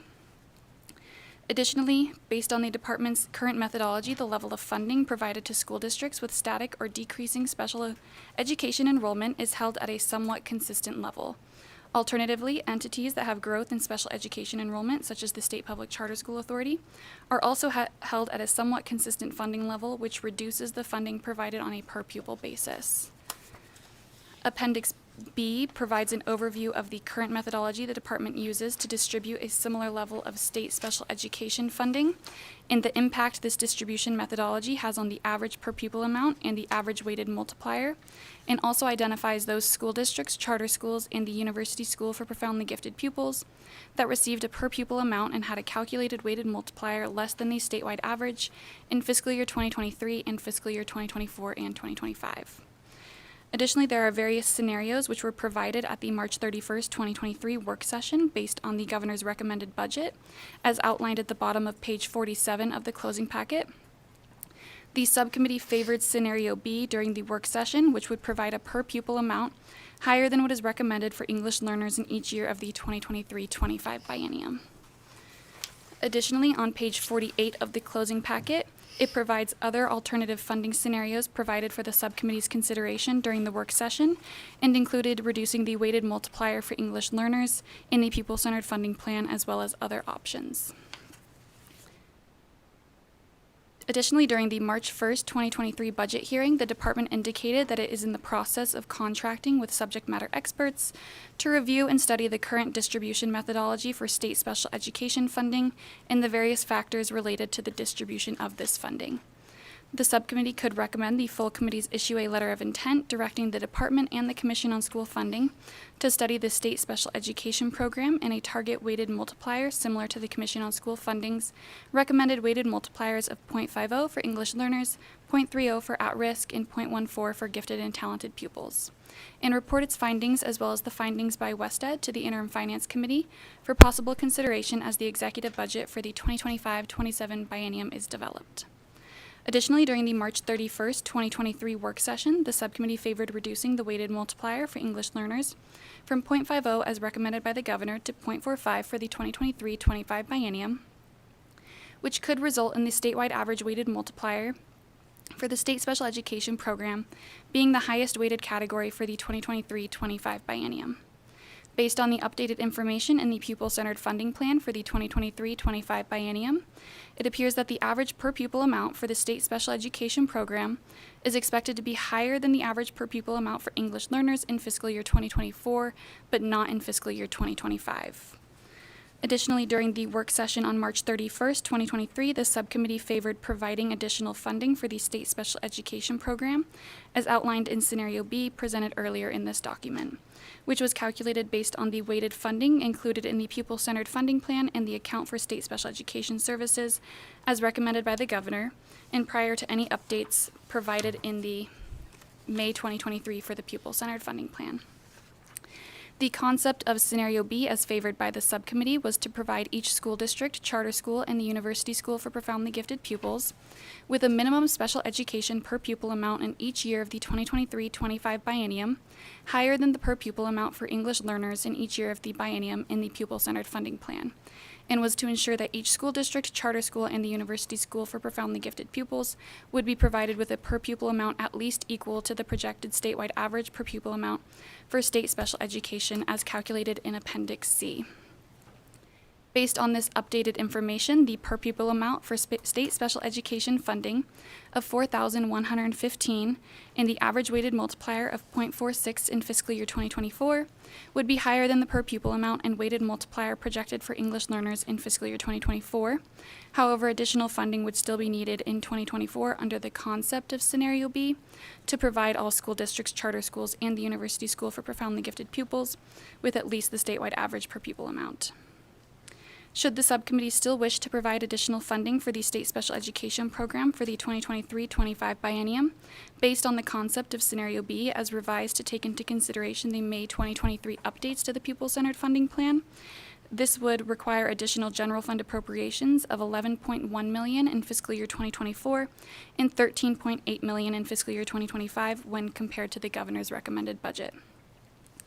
Appendix E provides an overview of how this projected additional funding would be distributed to those school districts, charter schools, and the university school for profoundly gifted pupils to provide a minimum special education per pupil amount of $4,115 in fiscal year 2024 and $4,250 in fiscal year 2025.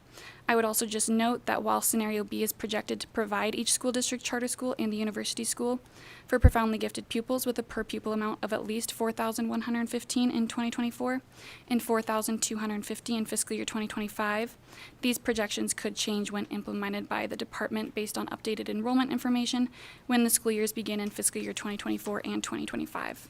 Additionally, I would note that Decision Unit M101 is $300 less in fiscal year 2024 than was intended, so the Governor's Finance Office indicates fiscal year 2024 should reflect an additional $300 than what is currently included in the Governor's recommended budget, and fiscal staff entered a technical adjustment to add those additional general fund appropriations in fiscal year 2024.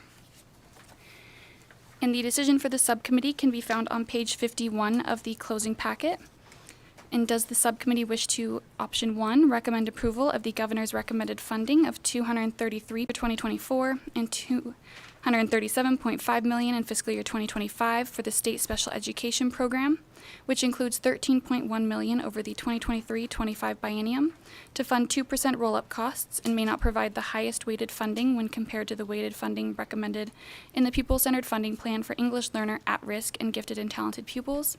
Or option 2, recommend approval of the governor's recommended funding and additional general fund appropriations as provided for in scenario B of $11.1 million in fiscal year 2024 and $13.8 million in fiscal year 2025 for the state special education program to provide a minimum level of state special education funding on a per pupil basis for each school district, charter schools, and the university school for profoundly gifted pupils. However, doing so would require that funding to be provided on an ongoing basis to comply with federal maintenance of fiscal support requirements. Or option 3, recommend approval of the governor's recommended funding and additional general fund appropriations for the state special education program that would need to be determined by the subcommittee to provide a minimum level of state special education funding either on a per pupil or weighted basis for each school district, charter schools, and a university school for profoundly gifted pupils. However, doing so would require that funding to be provided on an ongoing basis to comply with federal maintenance of fiscal support requirements. Additionally, fiscal staff requests authority to enter technical adjustments as necessary based on the subcommittee's recommendation, including the additional general fund appropriations of $300 in fiscal year 2024 for Decision Unit M101. And regardless of the subcommittee's recommendation, it may also wish to consider recommending that the full committees issue a letter of intent directing the department and the Commission on School Funding to study the state special education program and a target weighted multiplier similar to the Commission on School Funding's recommended weighted multipliers of 0.50 for English learners, 0.30 for at-risk, and 0.14 for gifted and talented pupils, and report its findings as well as the findings of the review and study of the current distribution methodology for state special education funding to be completed by WestEd. The department could report its findings to the Interim Finance Committee by August 1st, 2024 for possible consideration as the executive budget for the 2025-27 biennium is developed. And thank you, Madam Chair. Thank you very much. Are there any questions on this item? All right, with that, I would accept a motion. I would suggest we go with option 2 and with the fiscal authority, technical adjustments, and the other stated items, adding a letter of intent. Madam Chair, I'd so move. Thank you very much. Assemblywoman Bacchus, a second by Senator Canizaro. Any discussion on the motion? Senator Gansert, sorry. Thank you, Madam Chair. I support number 2. I think it's important to make sure that there's parity in special ed funding, whether you're in a traditional public school or if you're in a charter school. And also the discussion we had about the level of funding for fiscal year 25 relative to some of the other weights, I think it was also important. So I appreciate that motion and we'll be supporting it. Thank you. Thank you very much. Any other comments? Okay, seeing none. With that, all those in favor say aye. Aye. All those opposed say nay. Motion passes. Thank you very much.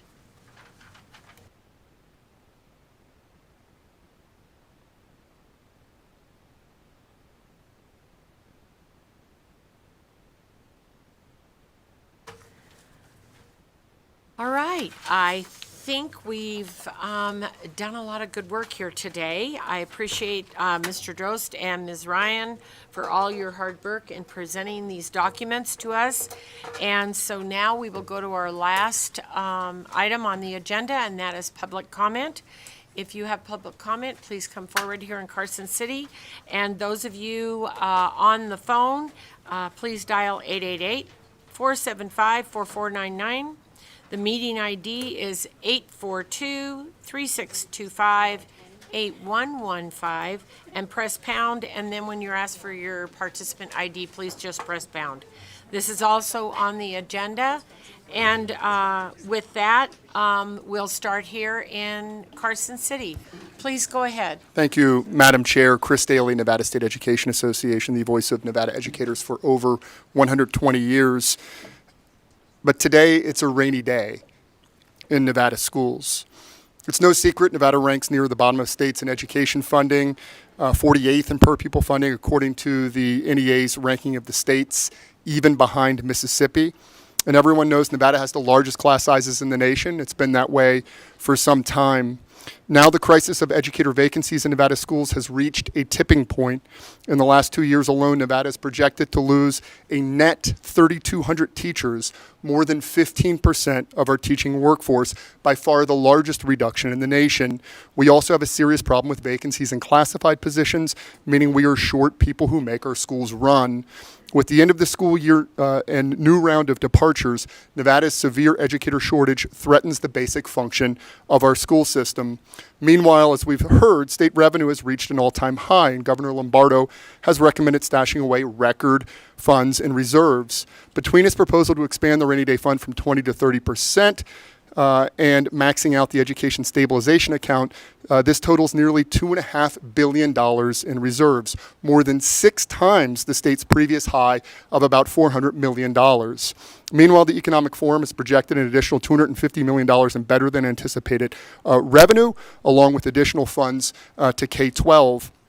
While we appreciate the action taken today to add $318 million to education, this action also raised the education stabilization account capped to 20%, which will have the effect of increasing the K-12 rainy day fund by about $322 million across the next biennium. That means a bigger increase for reserves than our schools in the action taken by this committee today.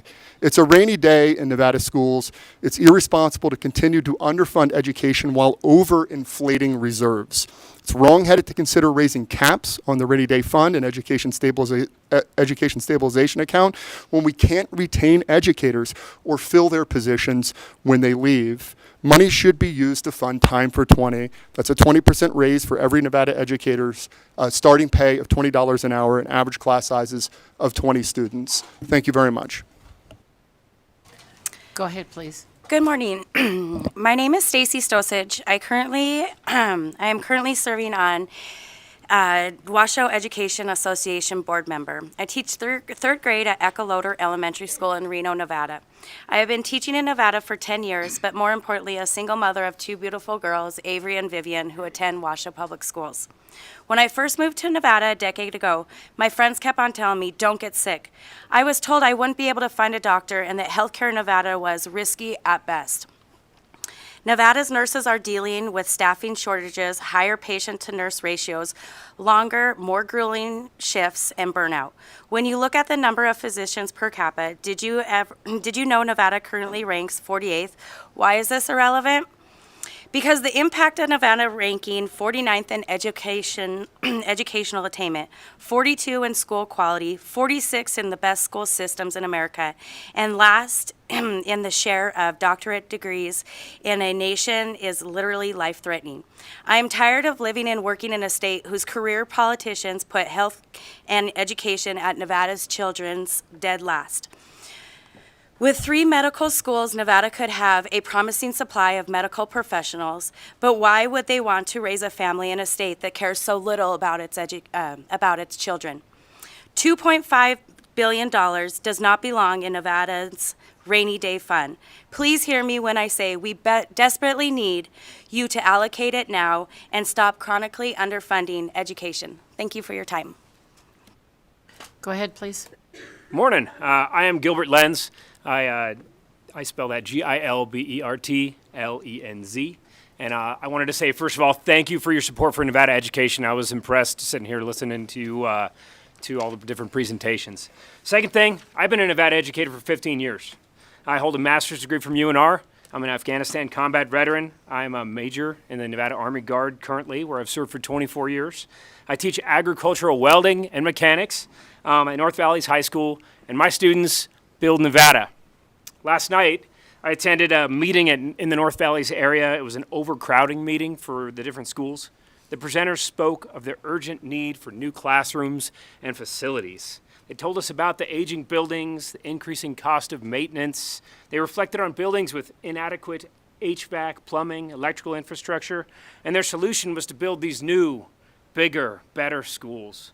They showed us these beautiful pictures of what the new schools would look like, with glass walls, bright lights, attractive common space. The pictures looked more like a college advertisement than a high school campus, in my opinion. The dream of such beautiful facility, in my mind, shattered the fact that we cannot find teachers to teach in these beautiful facilities that we're building. Sometimes, although it's great to have money for things like facilities, our priorities might be misaligned with what we really need. I am fortunate to teach career and technical education. My students want to work. They want to come to school. They want to learn skills and trades. Unfortunately, not every high school in Washoe County School District has a program like mine.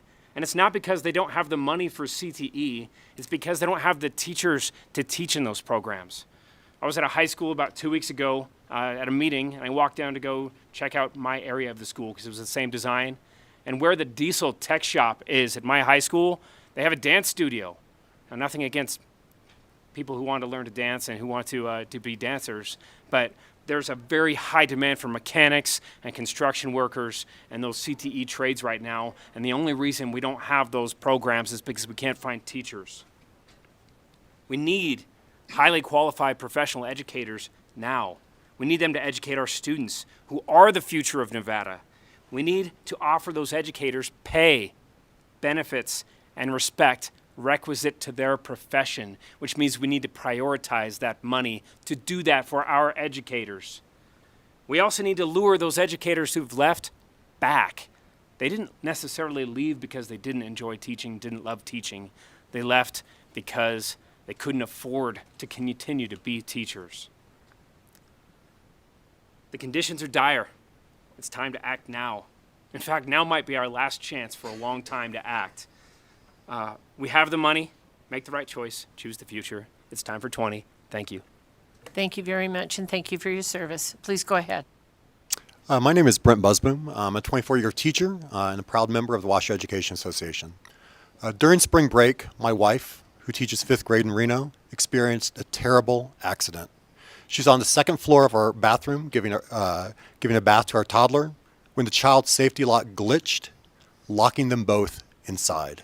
She didn't have her phone, and the only way out was through the window. So out she crawled, hung on to the ledge, and let go. When she landed, her spine compressed, snapping her L1.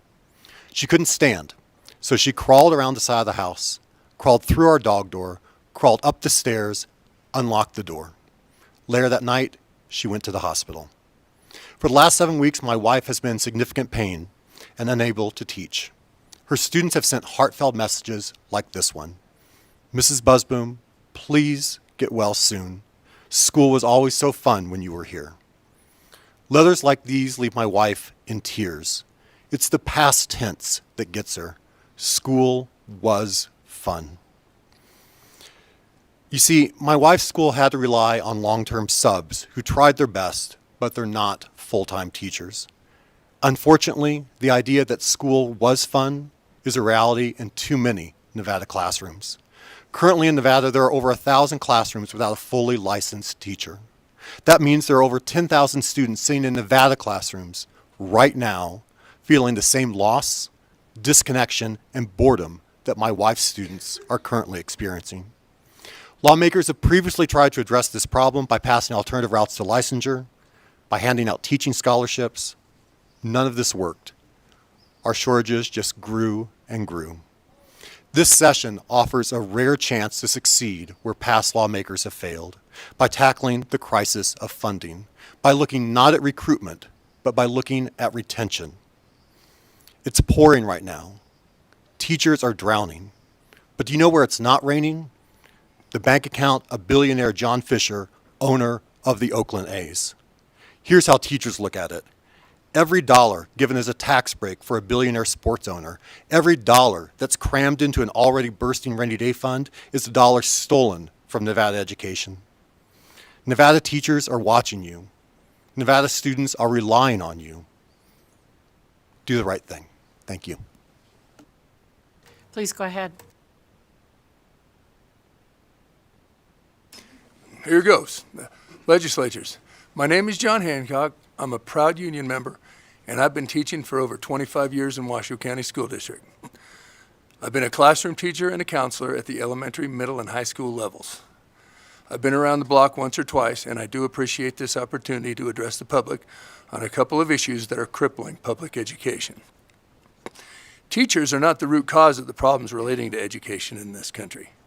They are, however, the solution to those problems if and when state legislatures pass common sense laws and fund education at the appropriate levels that allow teachers in all facets of education, such as special education or CTE, to do their jobs with a living wage. Let me be clear. Both sides of the aisle have let down public education. Lawmakers are defunding it on multiple levels, such as especially by privatizing it and spending way too much money on testing. And they're ignoring the fact that discipline is impossible when there are no meaningful consequences to an epidemic of defiant, disruptive, and dangerous behavior. Funding levels have made teaching and learning difficult to impossible in this environment. I'm not the person you are letting down. I've been at this 25 plus years and I can see light at the end of the tunnel. It's been a long time coming, but I do not feel undercompensated or unsafe because I finally achieved a decent salary and I'll have a good retirement. Those two things are important. You need to understand that. Most educators, and especially the new ones, do not feel that way and see no good reason to enter or stay in a profession where state funding makes it impossible to earn a living or do their job in a safe, secure environment. Public education is devalued when vital programs such as counseling, special ed, and CTE and facilities are not fully funded, emphasized, or supported through meaningful policy and good salaries and benefits. You owe every child and every teacher a lot more than you've given in that regard. Thank you for this opportunity to address the root cause of some major funding issues in public education. That would be you. Public education is the best investment this country has ever made, and it makes no sense to tear it down by ignoring basic needs such as a living wage and reasonable benefits. Young teachers need a reason to stay in the profession. Salaries and benefits matter a lot. Common sense laws about funding and school discipline should be something we all agree on. As well, appropriate funding addresses a major problem in a practical manner. Properly funded public education is way more important than ideology. Laws should be based on the needs of the people who do the work. Classroom teachers, counselors, and special education teachers know what works and what students need to succeed. Please listen to us. At the end of the day, you either support public education or you do not. And by the way, a well-paid teacher or a well-educated student will vote for you or against you one day. Please make sure you're on the right side of the argument. Thank you very much, and we are. Thank you. Go ahead, please. Good morning. My name is Jenny Hunt. I'm the director and principal at Mariposa Language and Learning Academy. We just changed our name because we became a nonprofit.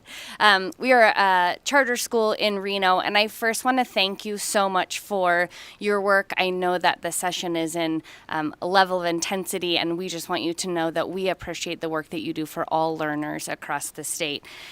We are a public charter school. We serve approximately 180 students in the Reno area, 100% of them free and reduced lunch, 90% Hispanic, 45 to 50% English language learners.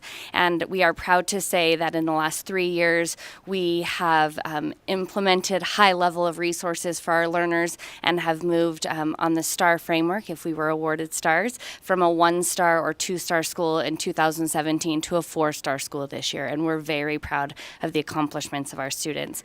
I just wanted to augment a few ideas that came up today. So first, the attendance area adjustment, just to bring to light and ask for a conversation or a review of equitable funding. So school districts access those attendance area adjustments, and those dollars are blended into overall costs. And ultimately, that results in less per pupil funding for a charter school in the same district than their sibling at a neighboring school. So an example of that would be in Washoe County School District, Mariposa. A student who comes to Mariposa, their sibling might go down the street to Smithridge, and there's approximately a $242 difference of funding for that learner to go to those two different schools on the same street. So just something to look into.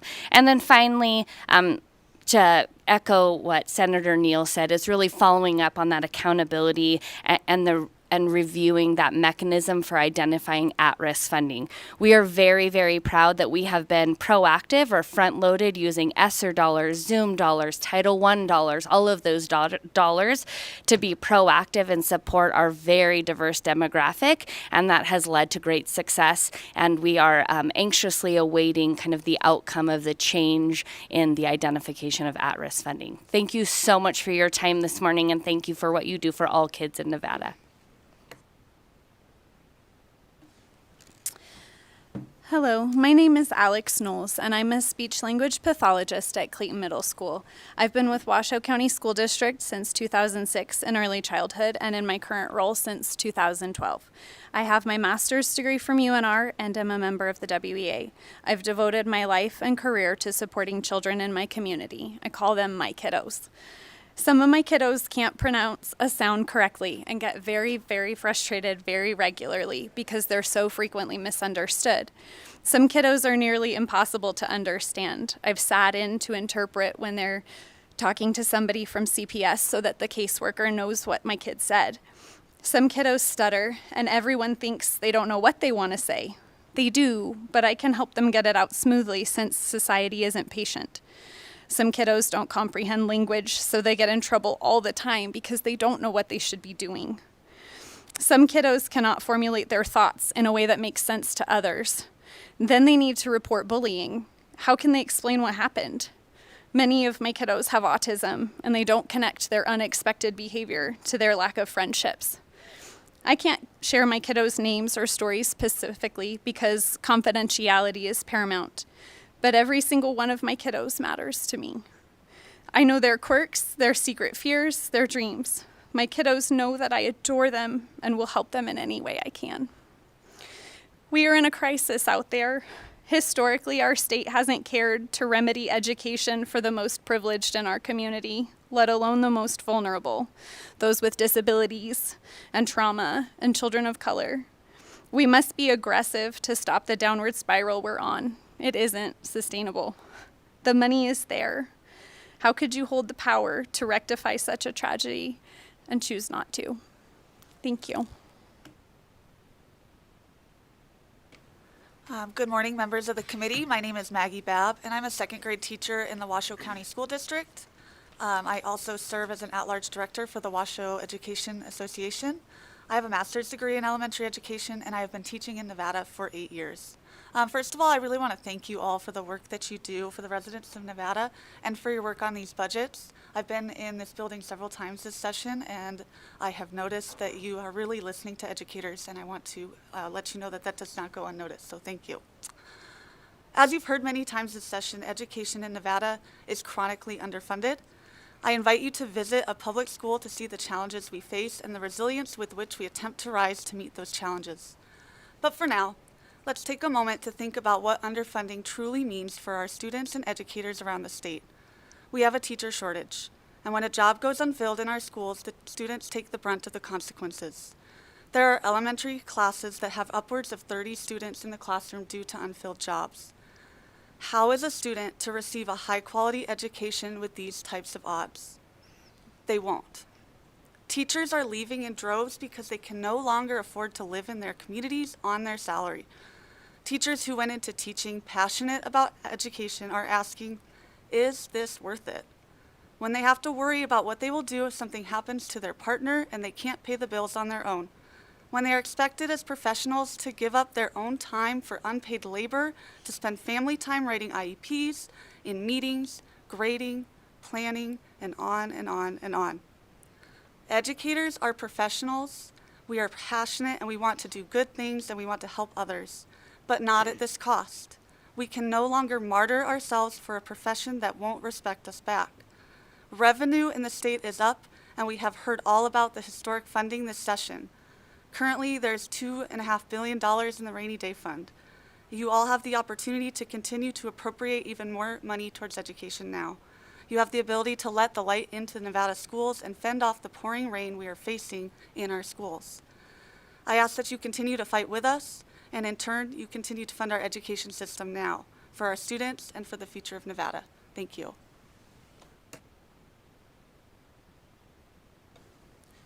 Good morning, lawmakers. My name is Justin Javinas. I am a special education teacher in the Strategies program at Galena High School in Reno. I am also a member of the Washoe Education Association. The Strategies program is a self-contained classroom for children with autism. I feel so passionate about this population I earned my autism endorsement in Nevada 2 years ago. I work with a population of students who can hurt other people without any triggers or antecedents at any time. I am always on alert, even when everything is going well. More than 2 weeks ago, I had students slap, scratch, and headbutt 7 people within 2 minutes. Two school police officers had to intervene before I arrived at the scene. Had I not been there, more people would have been injured. People like me keep my students safe, and they enjoy coming to school every day. Recently, I looked at the job board of the Washoe County School District, and I read that there are hundreds of job openings for next school year.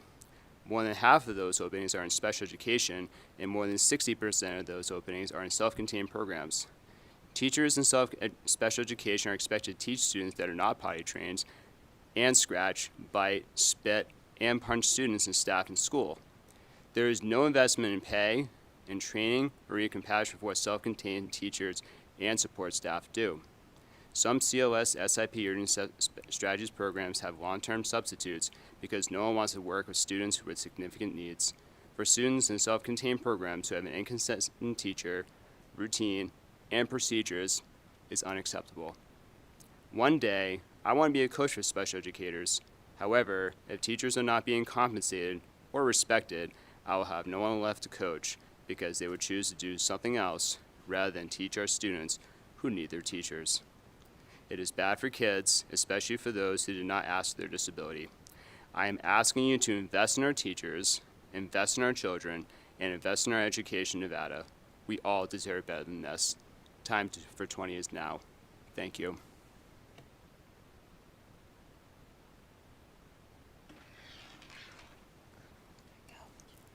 Good morning. Hi. How are we doing today? My name is Stacy Roybal. I'm a teacher at DeMonte Ranch High School and a member of the Washoe Education Association. I'm a nationally board certified teacher, and I've been in Washoe County for the last 17 years. The neglect Nevada has shown towards education these last decades is just so frustrating. The massive crisis in public education needs help, and we need help now. The support staff that is invaluable to our special education students and programs needs help now. Educators need help, and most importantly, our students need help. And we need help now. We are tired of not having the funds, tired of not having the resources, tired of not having enough for our students. You have the power to give more money to education, so please do it now. Time for 20 is now. Thank you. Hi, my name is Madison Freitas. I'm an 8th grade math teacher in Washoe County. I wanted to thank Assemblywoman Moreno Monroe and Senator Loop for your comments and support earlier. I'm a 5th generation Nevadan and a 3rd generation educator. From a young age, I loved working with children, seeing the light in their eyes as they learn and experience new things. My passion for learning led me to the teaching profession. I'm now a 2nd year teacher. I just turned 27 years old. Last year, my hair started turning gray. Not figuratively, but actually. Right now, I struggle to pay my bills. I'm currently getting a master's degree, on top of teaching full-time and working extra jobs for supplemental income. I teach 4 classes with over 32 students, each with 65 to 70% special education, receiving special education services. It's way above the recommended ratio, and I cannot do my job well with that many students in a classroom.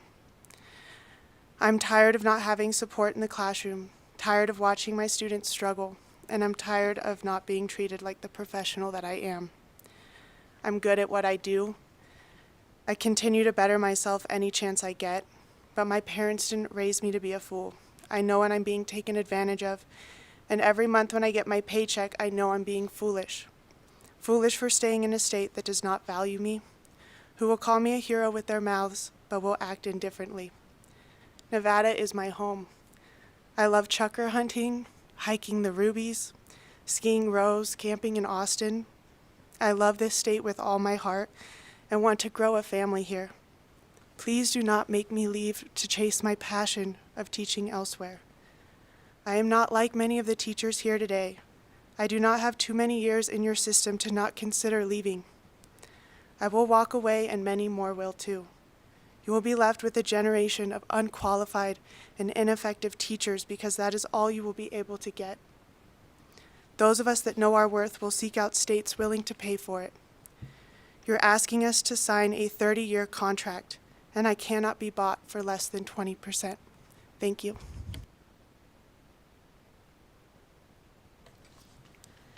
My name is Rachel Oregon. I am a fourth-year teacher in the Washoe County School District. I am a secondary education mathematics licensed. If any of you are familiar with the secondary ed program, the bachelor's program, I have received a mathematics education equivalent to an engineer, yet I'm getting paid a teacher's salary. I teach 7th grade math and 8th grade algebra at Trainer Middle School, a Title I school. 2 minutes isn't long enough to say everything I need to say, so I decided to walk you through one of my, one of my days as a teacher. I arrived to school at 6 a.m. Given the shortage of subs, my prep time is usually spent in another classroom covering another teacher's room. So I must get there an hour early before contract time each day to plan. It is a Friday. My first class of students show up. This is a co-taught class, but because our SPED allocations are slim, I only have a co-teacher on Monday and Tuesday. 40% of this class requires special education services. My students call out my name for help. I look around, some are staring at their papers and not knowing what to do. I try to help one student and another student calls my name. At the end of this class, I realized that I wasn't able to help the majority of them. There just isn't enough of me to go around.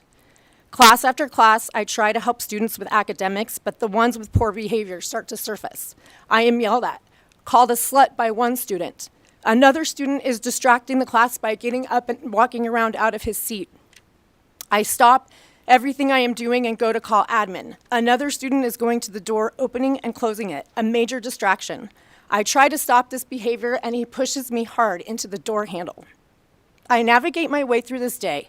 Behaviors, no co-teacher, no support staff. My contract time is up at 2:40, yet I am at school until 3:30 trying to get everything done. Thank God it is Friday, I tell myself. But wait, I have a ton of work I must take home over the weekend, as well as also being present for my 10-year-old daughter's softball game and being present for my husband. If it were any other day, I would be attending a college course in the evening, a course that I took during my teacher prep program, but the state says I must take this course again to keep my license. A 3-credit college course that I am paying out of pocket for. I am thankful at the end of the day that I am in a household with 2 incomes. I am thankful at the end of the day that I am not a single parent. If so, I would most likely leave the profession. I ask myself, why do I continue this job? And I remind myself, because I love my students and they need me. Thank you for listening.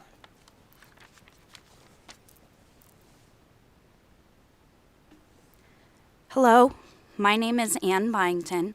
I'm a special education resource teacher at Lenz Elementary School in Washoe County and a member of the Washoe Education Association. As a special educator, I sit here representing some of our most vulnerable. This school year, I case managed 35 students due to an unfilled position. The state caseload cap for my position is 22 students. How is anyone at 160% their job capacity supposed to perform?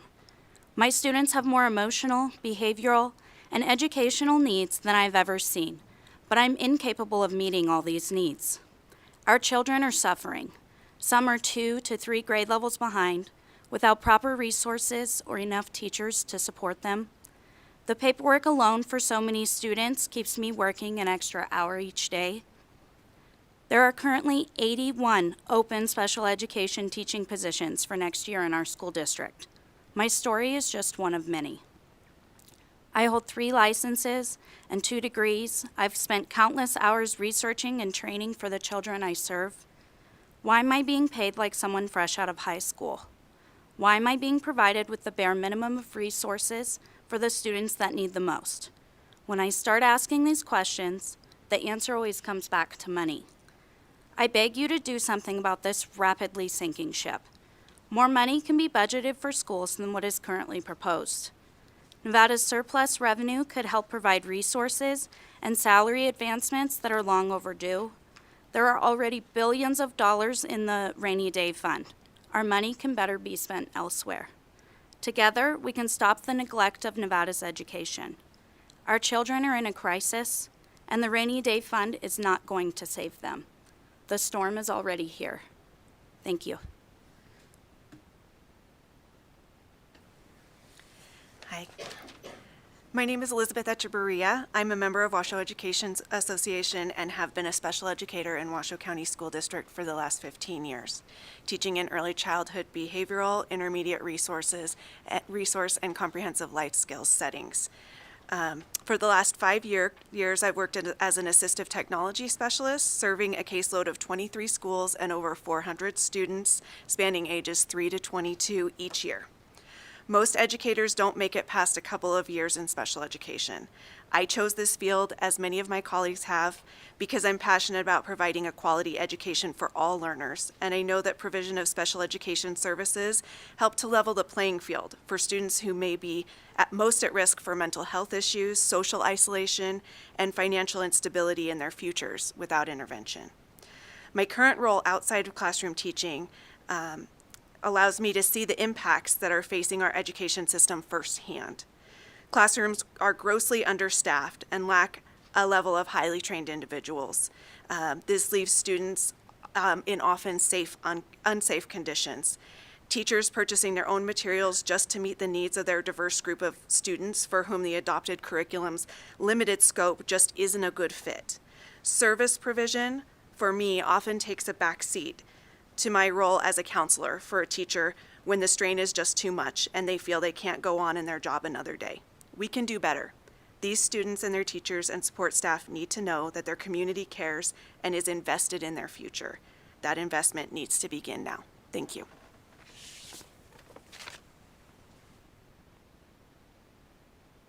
Hi, my name is Kaylin Evans. I'm the president of the Washoe Education Association, and we represent the certified professionals in the Washoe County School District. I just wanted to convey that understand that a lot of the criticism and frustration that is directed towards lawmakers is because educators care so deeply about this profession, and they care so deeply about their students, and they've been in a state that they felt has neglected them. And I think we can all agree that Nevada has not done what it should have been doing for education for decades. And it's reaching a tipping point for so many of them. And instead of leaving and the profession like so many are, they're here today fighting for the profession that they love because they know that if they leave, there's no one else to come in for them. And if they leave and if they give up on this because they're just broken, then where does that leave us as a state? I was born and raised here. I love this state. I know the work that this body wants to do for education. I know that it's important to you. And listening to a lot of the recommendations here today are very uplifting. And a lot of the words that you guys have spoken in support of educators is uplifting. We need that more now than ever. And so I just can't plead with you enough to please do everything you can to support the educators in the classroom right now.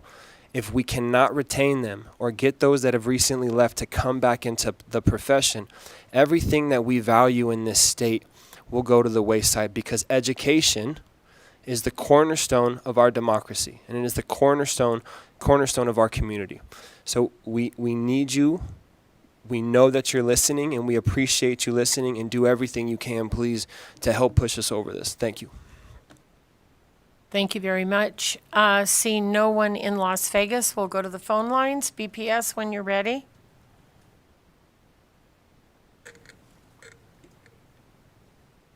If you would like to provide public comment, please press star 9 now to take your place in the queue.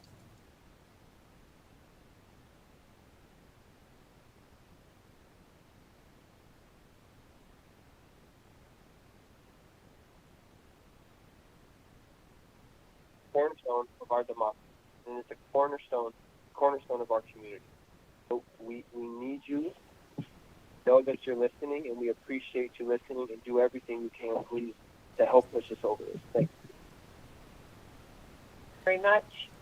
Seeing no one in Las Vegas, we'll go to the phone lines. BPS, when you're ready. I am. If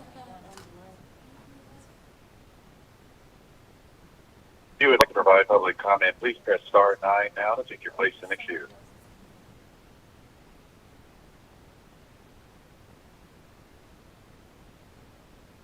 There was. Caller, you're unmuted. Go ahead. Good morning. My name is Terry Schuman, Schuman. First, I want to say ditto to everything I have heard so far. Great job, guys. Today, I want to say that I am not a weatherman, but I'm going to forecast the future all over the state of Nevada. On May 17th in Carson City and May 18th in Las Vegas, bring your raincoats and umbrellas to work with you, as it is going to pour for all educators in the state of Nevada on this day. We as educators are asking you to open up your rainy day funds and help us to support Time for 20.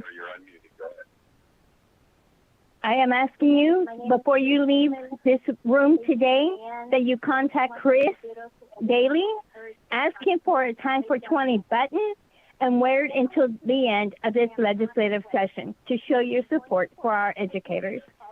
Thank you, and do the right thing. Support Time for 20. Thank you. Thank you very much. BPS, do we have any other callers online? The public line is open and working. There are no callers at this time. Thank you very much. And thank all of you teachers for being here today. I'm actually impressed Washoe County School District has this many subs available. So I know how hard it is, and I know that all your kids are without you. And so this is our last subcommittee, and I want to thank all of my committee members for all you have done and all your expertise and attentiveness. I would like to also send an appreciation to all teachers out there, because I know this is National Teacher Appreciation Week, and we do appreciate. I've stood in your shoes. I have grandchildren in school. I know how it is, but I just want to remind everybody that our job is to fund education. Your unions and your collective bargaining is what does the rest of it. We have put a 26% increase into funding of education, a $2.3 billion piece. And so we have done our part. And so I stand with that as a teacher and as a legislator, and I appreciate all you do. And with that, committee members, thank you again for all you have done. Staff, we could not do all of this without your expertise.